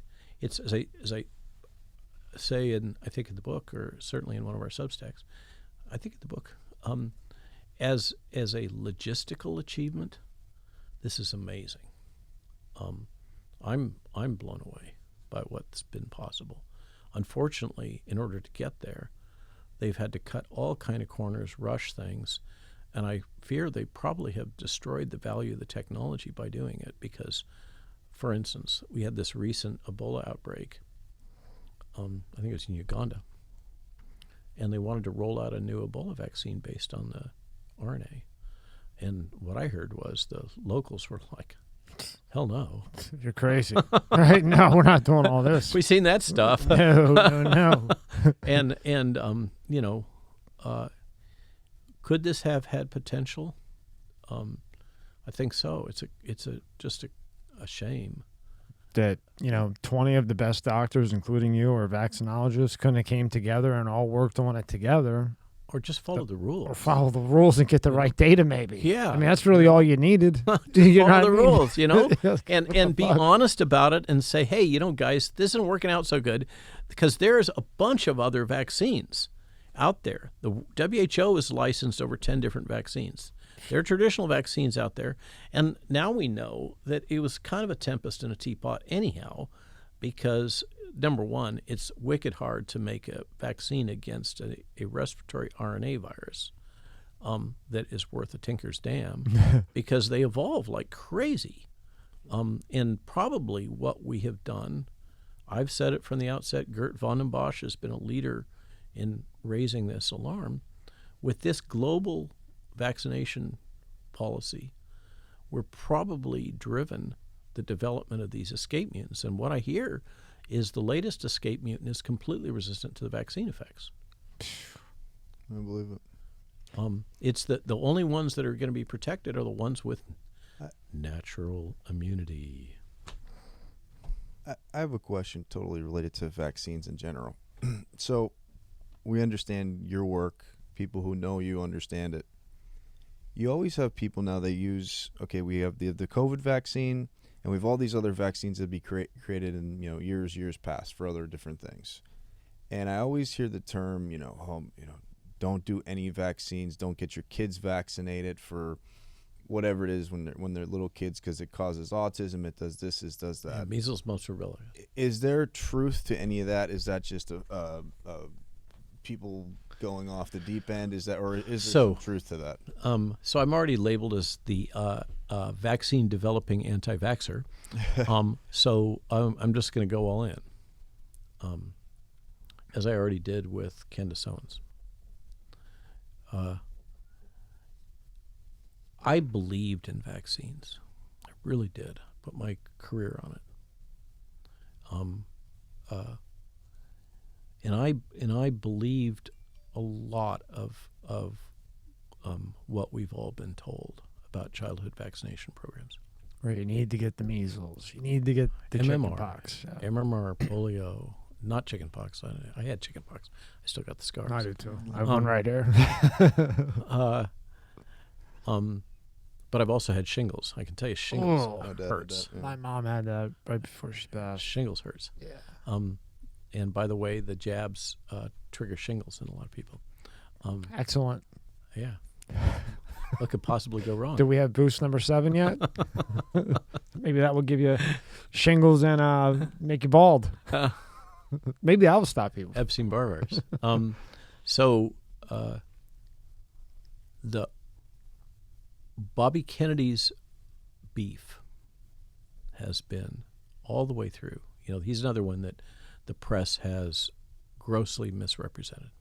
Grossly. Del Bigtree. Their point has been that the data, modern quality data meeting modern standards, because a lot of these were licensed in mid-century.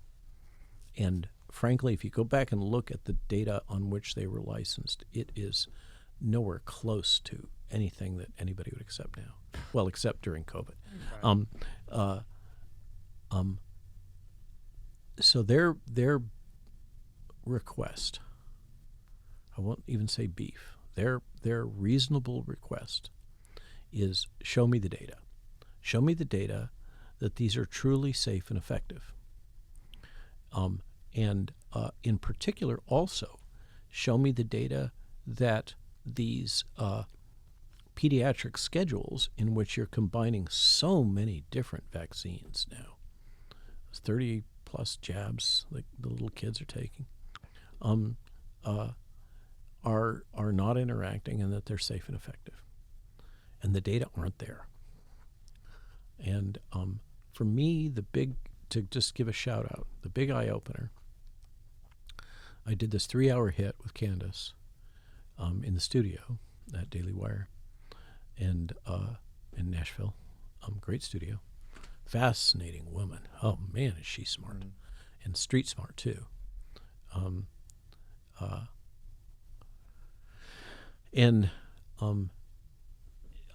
confronted is too strong a word, but she presented me with information that her and her producer had developed, because this is a hot topic for her as a young mother and as an advocate, about the incidence of a lot of these classic pediatric diseases over time, and the deployment of the vaccine products. And in almost all of these cases, the incidence of the disease is negligible in many of them. And for those that were more prevalent, the incidence of the disease declined precipitously in the years before the deployment of the jab. Polio is a great example of that. And it's hard to square the circle that, as is the case with many public health interventions, that it's really kind of classic public health. Like, remember the story of Typhoid Mary, the contaminated wells in London. Yeah. What did you do? You sealed up the wells. Okay. The other day, last summer I was in Venice. Venice has got wells everywhere.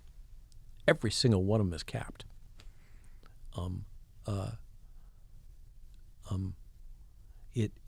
The data suggest that I've seen that the collapse in incidence of, for instance, polio is more accurately attributed to improved water sanitation quality and reducing fecal waste in water systems, human fecal waste, which, by the way, is an ongoing problem. One farm away from our farm is the Robinson River, which is the great trout river in Virginia. It goes up into the Shenandoah. And when you get back in the hills, there's still gently put open latrines, which is to say somebody's got a outhouse. Again, I'm being gentle with my language, and an open trench that leads straight to the Robinson. And apparently, so the story goes, the trout fishermen used to complain about seeing human feces floating down as they're trying to catch their trout. Okay, and probably the trout thought that was another opportunity for dinner. I don't know, but yeah, they were probably happy. Yeah, but Like, that's, hey, come on, guys. But the point Buffet. is, and so the state of Virginia has had a big program to capitalize the building of septic systems, for those the hill folk that live way back there, because the trout fishermen are not liking having this, and they're basically using fishing license money to capitalize putting in septic systems. Point being that it's still a problem in the West, in some regions, and it was very much more so before World War II. And then through World War II, and then we got on top of it. After World War II, Pax Americana, and we became incredibly wealthy because of our success and kind of dominance in so many ways, and we were able to capitalize upgrading a lot of our water systems, and that probably had more to do. To kind of finish the anecdote, a lot of people think that the Ebola vaccine in the first West African outbreak was what kind of closed the deal on that Ebola outbreak.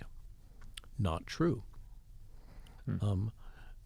It was tested, but the incidence of Ebola was crashing as the ring vaccination trials, very innovative structure, ring vaccination trials are being deployed. Now, I know this because it's another one of the things that I was at the tip of the spear on, which is bringing forward the Canadian vaccine, and I actually got it licensed to Merck, and I was right in the middle of that mix. Okay, but the truth is that what caused the West African Ebola outbreak to finally collapse was teaching the locals that the practice of grieving the dead by having them lie in state and having the traditional practice of the relatives coming around and grieving and touching the dead and kissing the dead and being there with the recently deceased. Ebola sticks around a long time on the skin.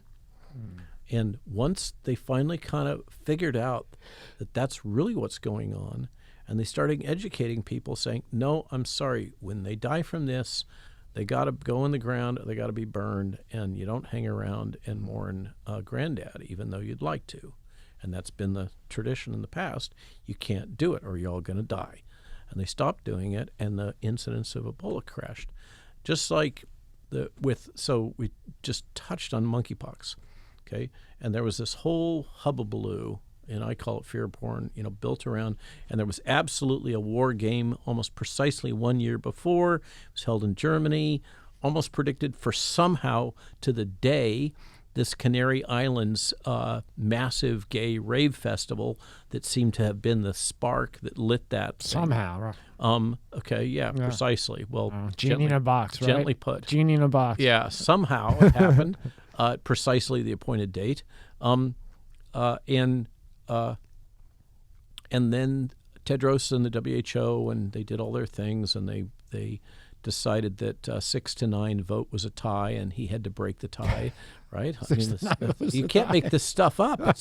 It's there, and it has all kinds of implications because they want to be in charge of world health, and be able to do whatever. So 6-9 is a tie. Yeah. Just And so the United States went crazy. We appointed an AIDS. I'm sorry, that was a faux pas. A monkeypox czar, and we started deploying this smallpox vaccine that we had stockpiled, which nobody ever showed that was actually going to be good for monkeypox, and it looks in retrospect like it really wasn't. And all this, on CNN and all that. And if you look at the curves for monkeypox incidence over time, it goes in striking parallel. World incidence and United States incidence, it goes up and then it goes down, okay? Which means, because they didn't deploy that vaccine all over the world, they only deployed it in the United States, that you can't tell any difference in the response curves between the worldwide incidence and the United States incidence, okay? So it probably wasn't the vaccine that did anything. What was it? It was telling gay men to not do that for 2 months after they get infected, because that's the time that's necessary to clear the virus and that you're infectious. And once people had reasonable behavior practices for a public health outbreak, gone, right? That's the way, this. Yeah, so if I'm getting on my soapbox here, forgive me. No. But the hubris of the global public health community, and particularly the MPHs, which are not physicians, they're not trained in medicine. They're trained in biostatistics and many things, but medicine they're not trained in generally, unless they're an MD, MPH. But the people making these decisions, like Tedros, is not he's a veterinarian. But at least he's not a journalist. Look on it could be worse. Look on the bright side. Yeah, we go on about Tedros, but traditionally,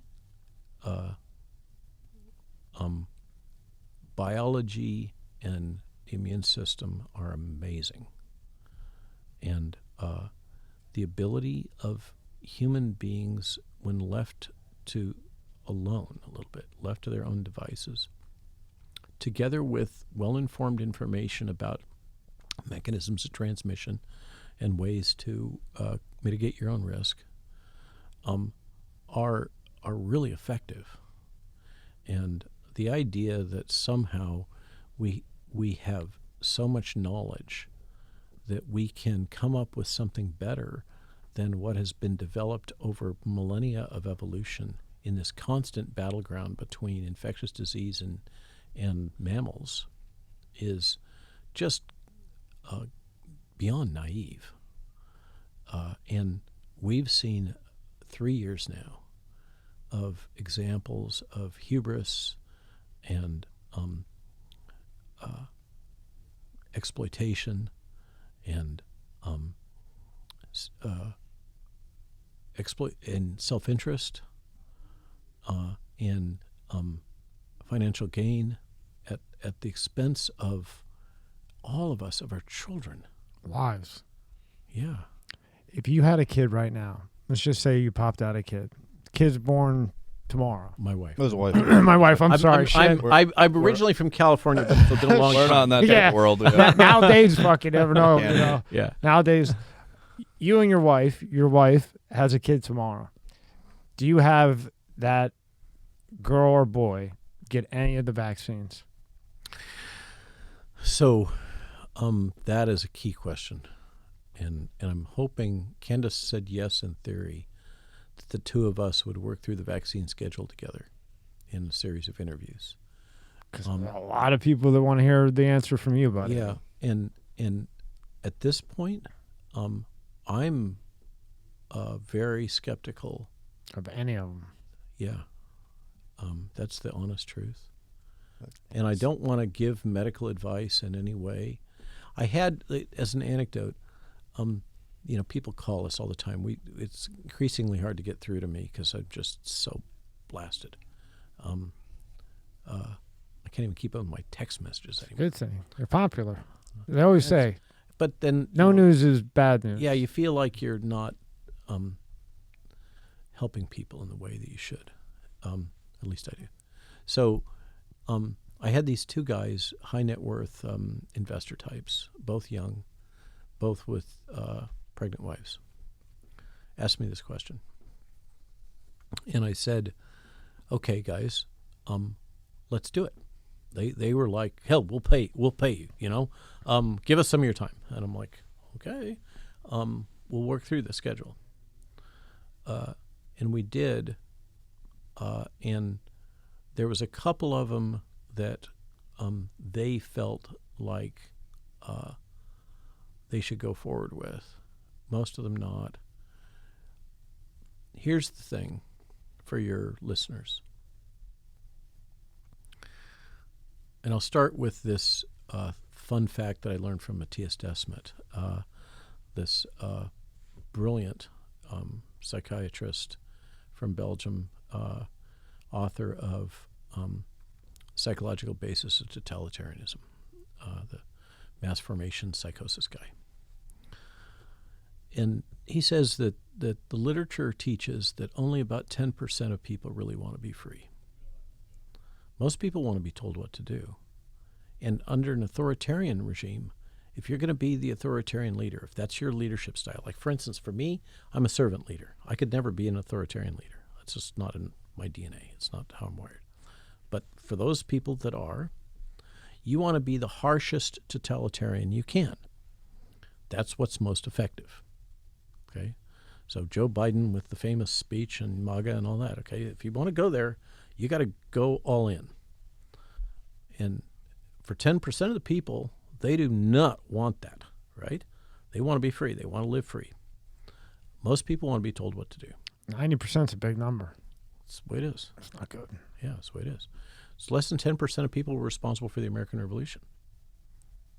Just kind of let that sink in. Yeah. Okay. Oof. So that's the way it is. Just live with it.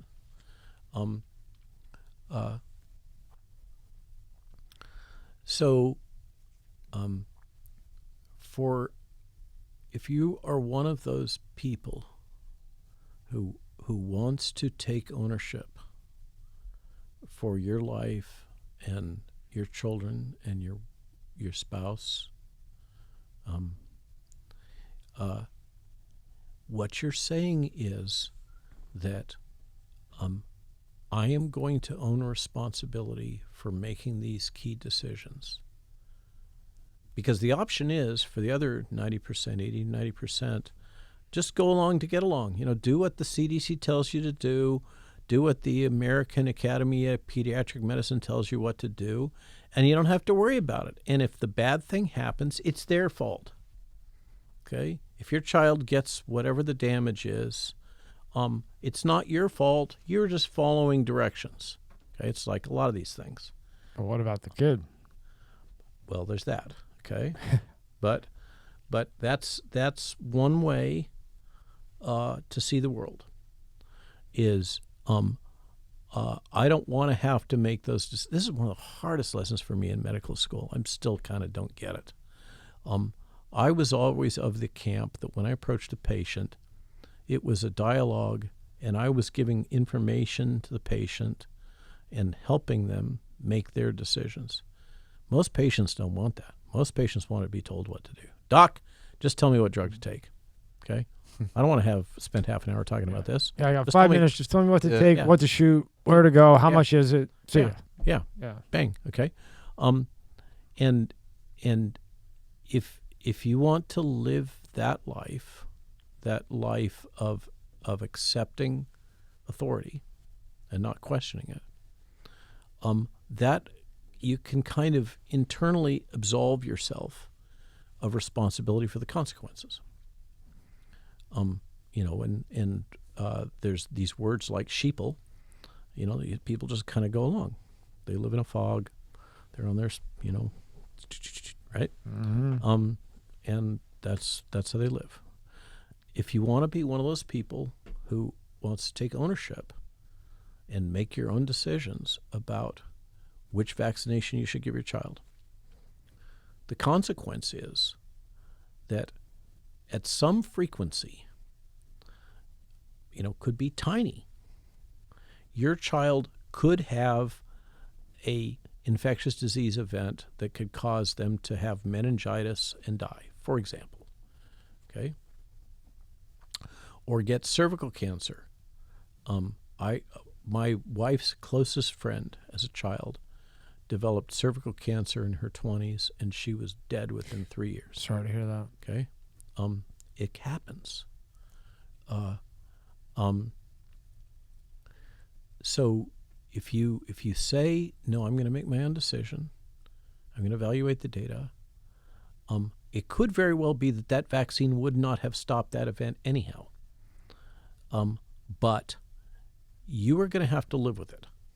You're going to have to live with that fact that your child had that infectious disease and had the repercussions from that infectious disease, and you made a conscious decision to not do something which might have prevented that. We could argue that. Okay? Right. Okay. Maybe so, maybe no, but you still subconsciously. Or if you say, on the flip side, Mm-hmm. I'm going to give this product, I'm going to own the responsibility to give this product to my child, and your child develops some adverse event, Guillain-Barré syndrome, whether it is autism or not, or whatever the thing is. The data show, there's some big studies, that children that receive these vaccination protocols have lower IQ. And isn't the risk of autoimmune disease skyrocket? There's a whole bunch of things that have gone off the charts. Okay, so if you accept the responsibility, the personal responsibility, because you're one of those 10%, okay, you don't trust or whatever, okay, you're going to own it yourself. What that means is you have to own it either way. Okay, if you decide to jab your kid and something bad happens, you've got to own that. You got to live with it. If you decide not to jab your kid and something happens because they get infected, you got to own that. Okay, so living free is wicked hard. In so many ways, we make decisions. We can't always get it right. on a daily basis. I bought a farm on loans when we moved down to North Georgia, and within a year the economy collapsed, and I lost a huge amount of money. And I'm never going to get it. It's gone. Yeah. Right? Was that a good decision? Should I have sold my farm in Frederick with a 52 acres and moved down to North Georgia to take that job? I don't know. In retrospect, it looked like a bad decision, but I got to live with it. That's the problem, and also the joy. But if so, that's my comment about, do you accept the CDC guidance, or like Candace, do your own diligence, and either way, there is no right answer. Things can go wrong. Either way, you just have to be willing to live with it, right, and accept it. Which is the nature of being free. It is the wicked hard part about being a free living person that does not just roll over and do whatever authority tells you to do. Is you got to own when bad stuff happens, just like you get to celebrate when good stuff happens, and I think there's no other way to live. Yeah, it goes both ways. Yeah, I think I wouldn't, but I live on a farm in rural Virginia up against the Shenandoah Mountains. So that's not for everybody. I once cut my leg open with a chainsaw. Oof. No, thank you. It's I'm glad you're a doctor. Stuff happens. Yeah. I could easily get knocked out. I don't know how many times I've come off a horse. My wife had a trimalleolar fracture coming off. I mean, her ankle was just floppy like your wrist. Things happen if you live that life. But I wouldn't live any other way. What has, speaking of kids, to date now, what has some data shown that with the jab that The COVID jab? Yeah, the COVID jab that they're giving it to these 13-year-olds. There's 12 absolutely no logic. No logic at all. No, people. This is another thing I get. And I don't mean you've done your research about me, and I thank you for that. A lot of people will shoot off their mouth on social media about this, that, or the other thing. I heard about you, Dr. Malone, that you're controlled opposition, or you work for the CIA, whatever they say. Okay, one of those things that has popped up in the past, I pretty much hammered that down, was, well, why don't you come out and say that no one should get the jab? Well, in fact, I think it was May 11th, Global COVID Summit, Declaration 4, we came out on Del Bigtree's studio, a whole bunch of us with the Global COVID Summit group, and made a clear, unequivocal statement. We were filming it until 2 a.m. About that it's our professional opinion, representing over 17,000 physicians and medical scientists from all over the world, that there is no justification for deploying these genetic vaccine products at all, and they should be withdrawn from the market, period, full stop. And then we went through a bunch of other key points that basically are that people should be held accountable. There should be judicial proceedings. People should be taken to court, including the major manufacturers, for the fraud and misconduct that's gone on. It is very hard-hitting, and it was quite early. Of course, it was suppressed, and people aren't aware of it, but that's been my position now for a long time, and I didn't come there easily. At first, it was, the data look like there's still a benefit in the elderly. Never was any logic for the pediatric cohort. Never. But now it's become abundantly clear the risk-benefit for the elderly is not there. And now what's about to break, I'm pretty sure, with Ed Dowd and his team is data that anyone can go into from all over the world that show that the jabs are causing more deaths by far than they're saving. And there's data from all over the world. It's suppressed in the United States, but that the vast majority of people that are hospitalized or dying are fully vaccinated, and that there seems to be a dose-dependent function there. So the more jabs you get, the more likely you get hospitalized or die. And there's now good science in multiple peer-reviewed papers from major groups from all over the world that provide a quite plausible scientific explanation for why that might be. So at this point, because remember before, we knew the kids, there was no logical reason 6 months ago. I remember you saying that. But the elderly, it was still on the cuff. Right now, you think no good. Is it good for anyone? No. Even with a pre-existing No. condition or No. nothing? No. N-O, no. That's amazing. Early treatment, as we're heading into this fall, winter, we had more dark winter kind of mutterings from Mr. Biden. You're all going to die. They're kind of...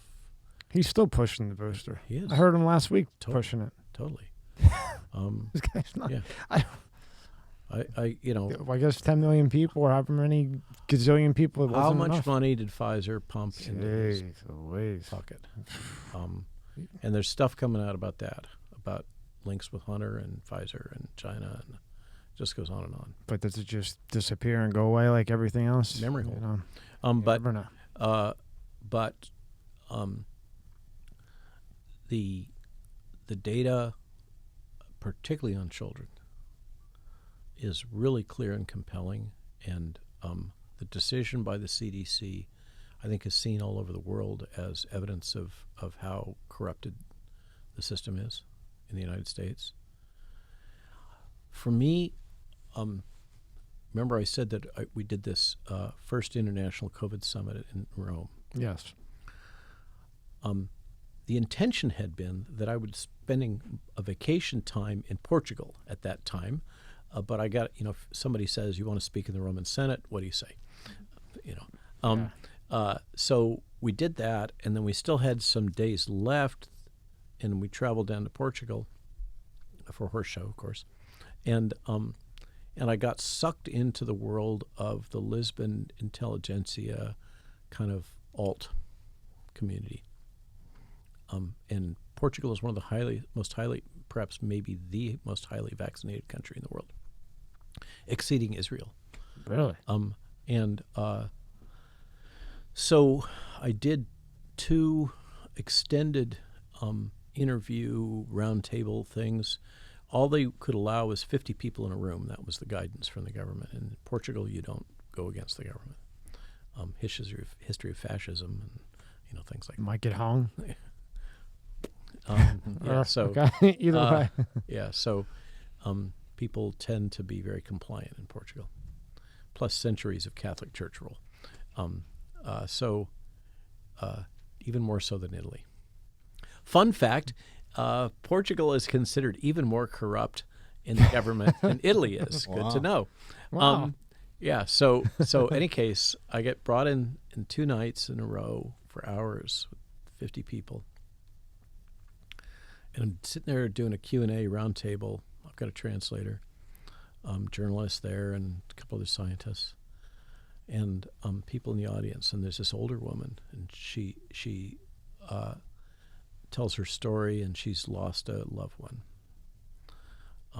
And she says to me, we used to believe that the FDA was the gold standard for the world for ensuring safety and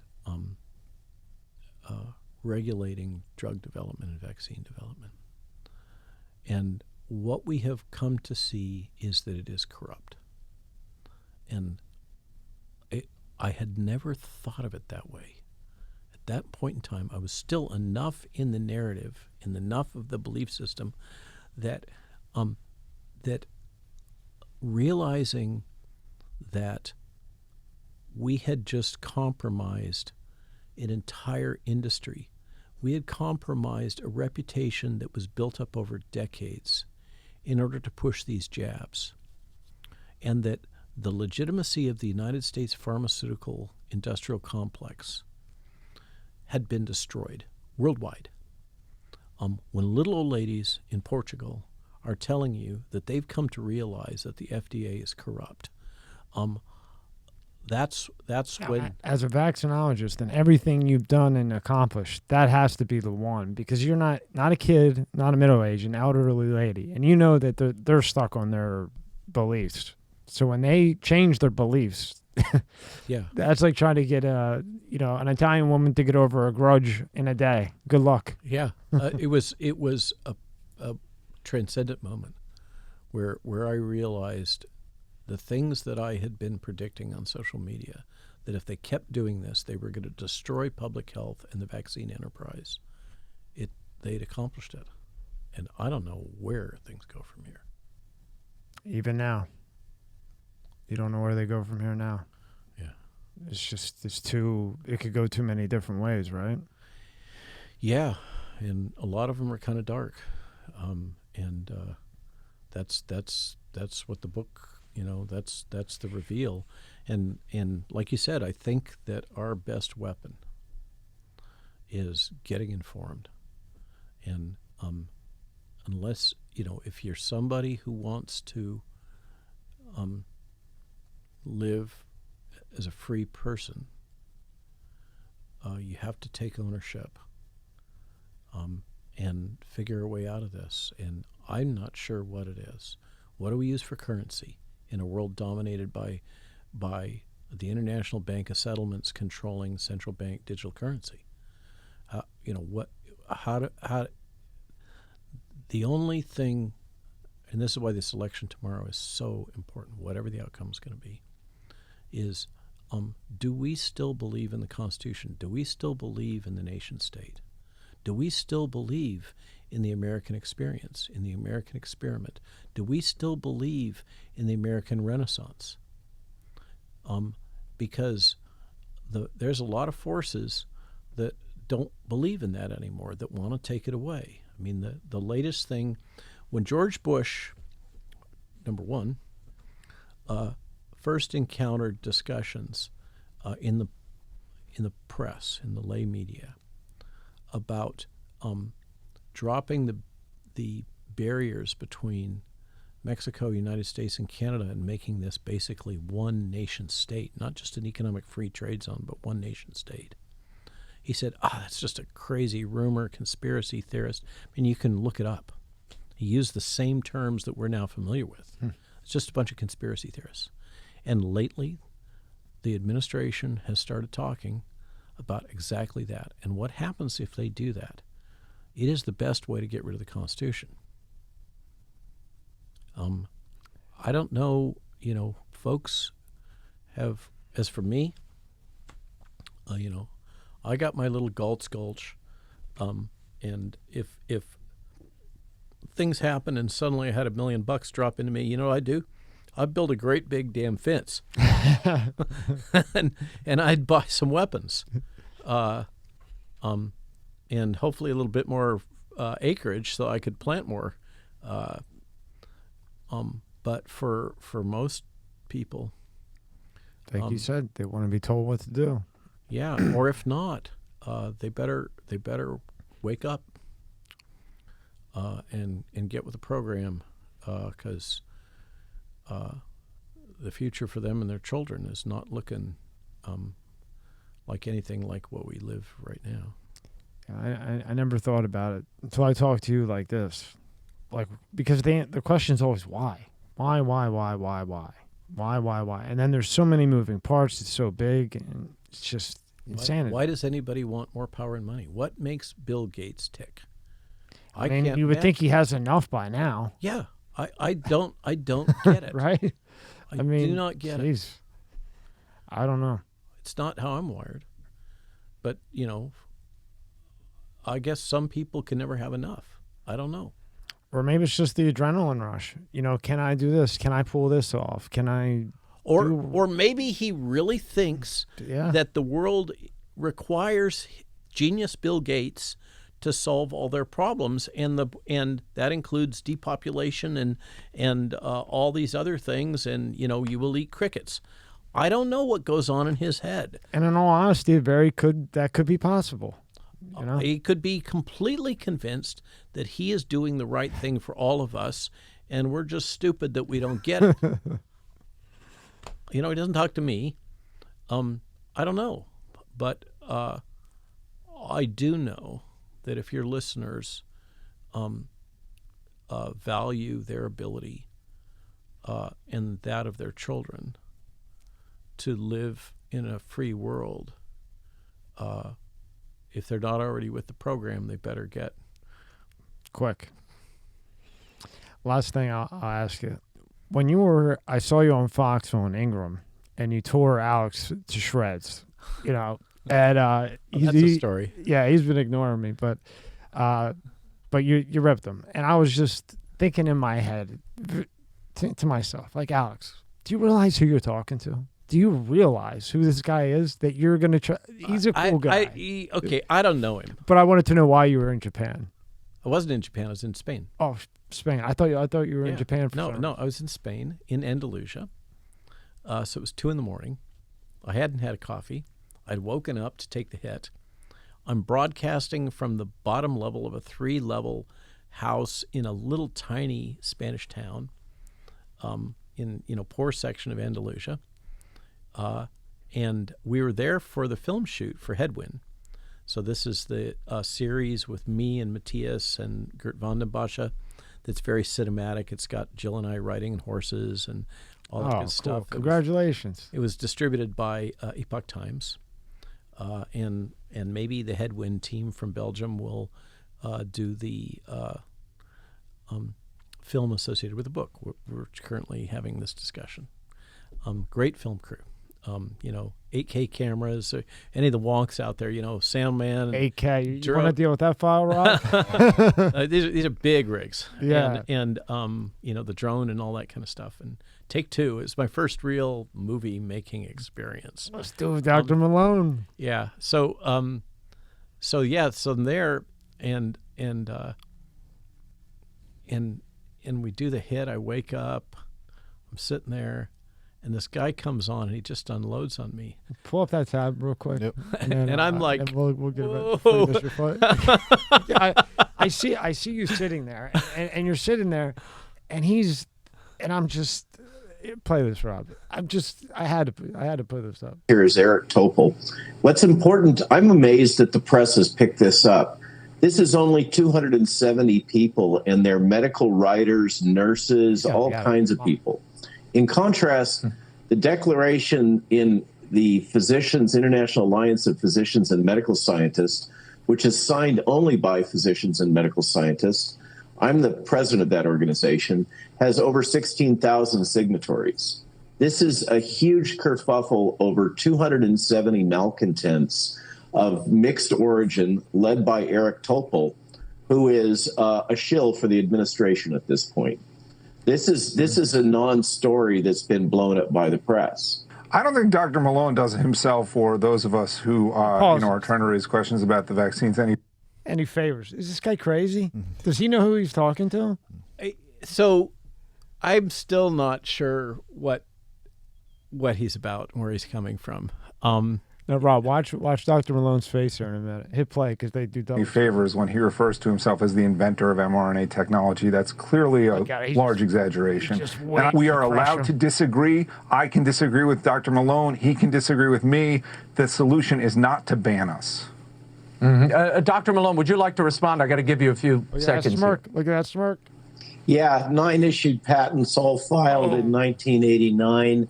All covering this technology, including the initial reduction to practice, all with my name on them. I would call that the original inventor, and I wrote the initial disclosures, Alex. That was a low blow. Good night. Good night. Throw the mic, Dr. Malone. Throw the mic. Throw it off. Throw it to the DJ. I was just sitting there going, where's this guy coming from? So it was clearly planned. It was clearly a planned attack. what the motive was, what caused him to conceive that he had to do that attack is still a mystery to me. Well, you ate him for lunch. Well, thanks. A lot of this stuff just comes from my subconscious. I wasn't like consciously processing how I'm going to get this guy. It was just like, okay, what are you going to say to this? No, you know? Yeah, right. Because he said you're wrong, and you go, Alex, look, buddy, listen, I've done boom, boom, boom, boom, boom, boom. Go to bed. Which is pretty much what I did afterwards. You're going to laugh when I ask you this one. Who's the greatest quarterback of all time? All time. I don't know the answer. I don't know. Who do you think?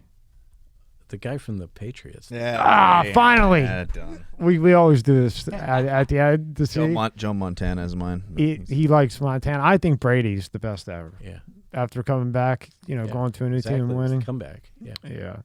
Thank you so much for your time, Dr. Malone. I hope you come back sometime. I really appreciate it. And thank you for coming back even after that hurricane. You didn't have to do that, and you did that for me, and I appreciate it, and we'll remember that forever, sir. It's my pleasure. Really, I will. Yeah. Really appreciate it, man. It's been fun having a chat. It's an honor to be across from a man like you. Anything, Rob? That's it, man. Thank you so much for your time. Amazing stuff. Okay. Honor.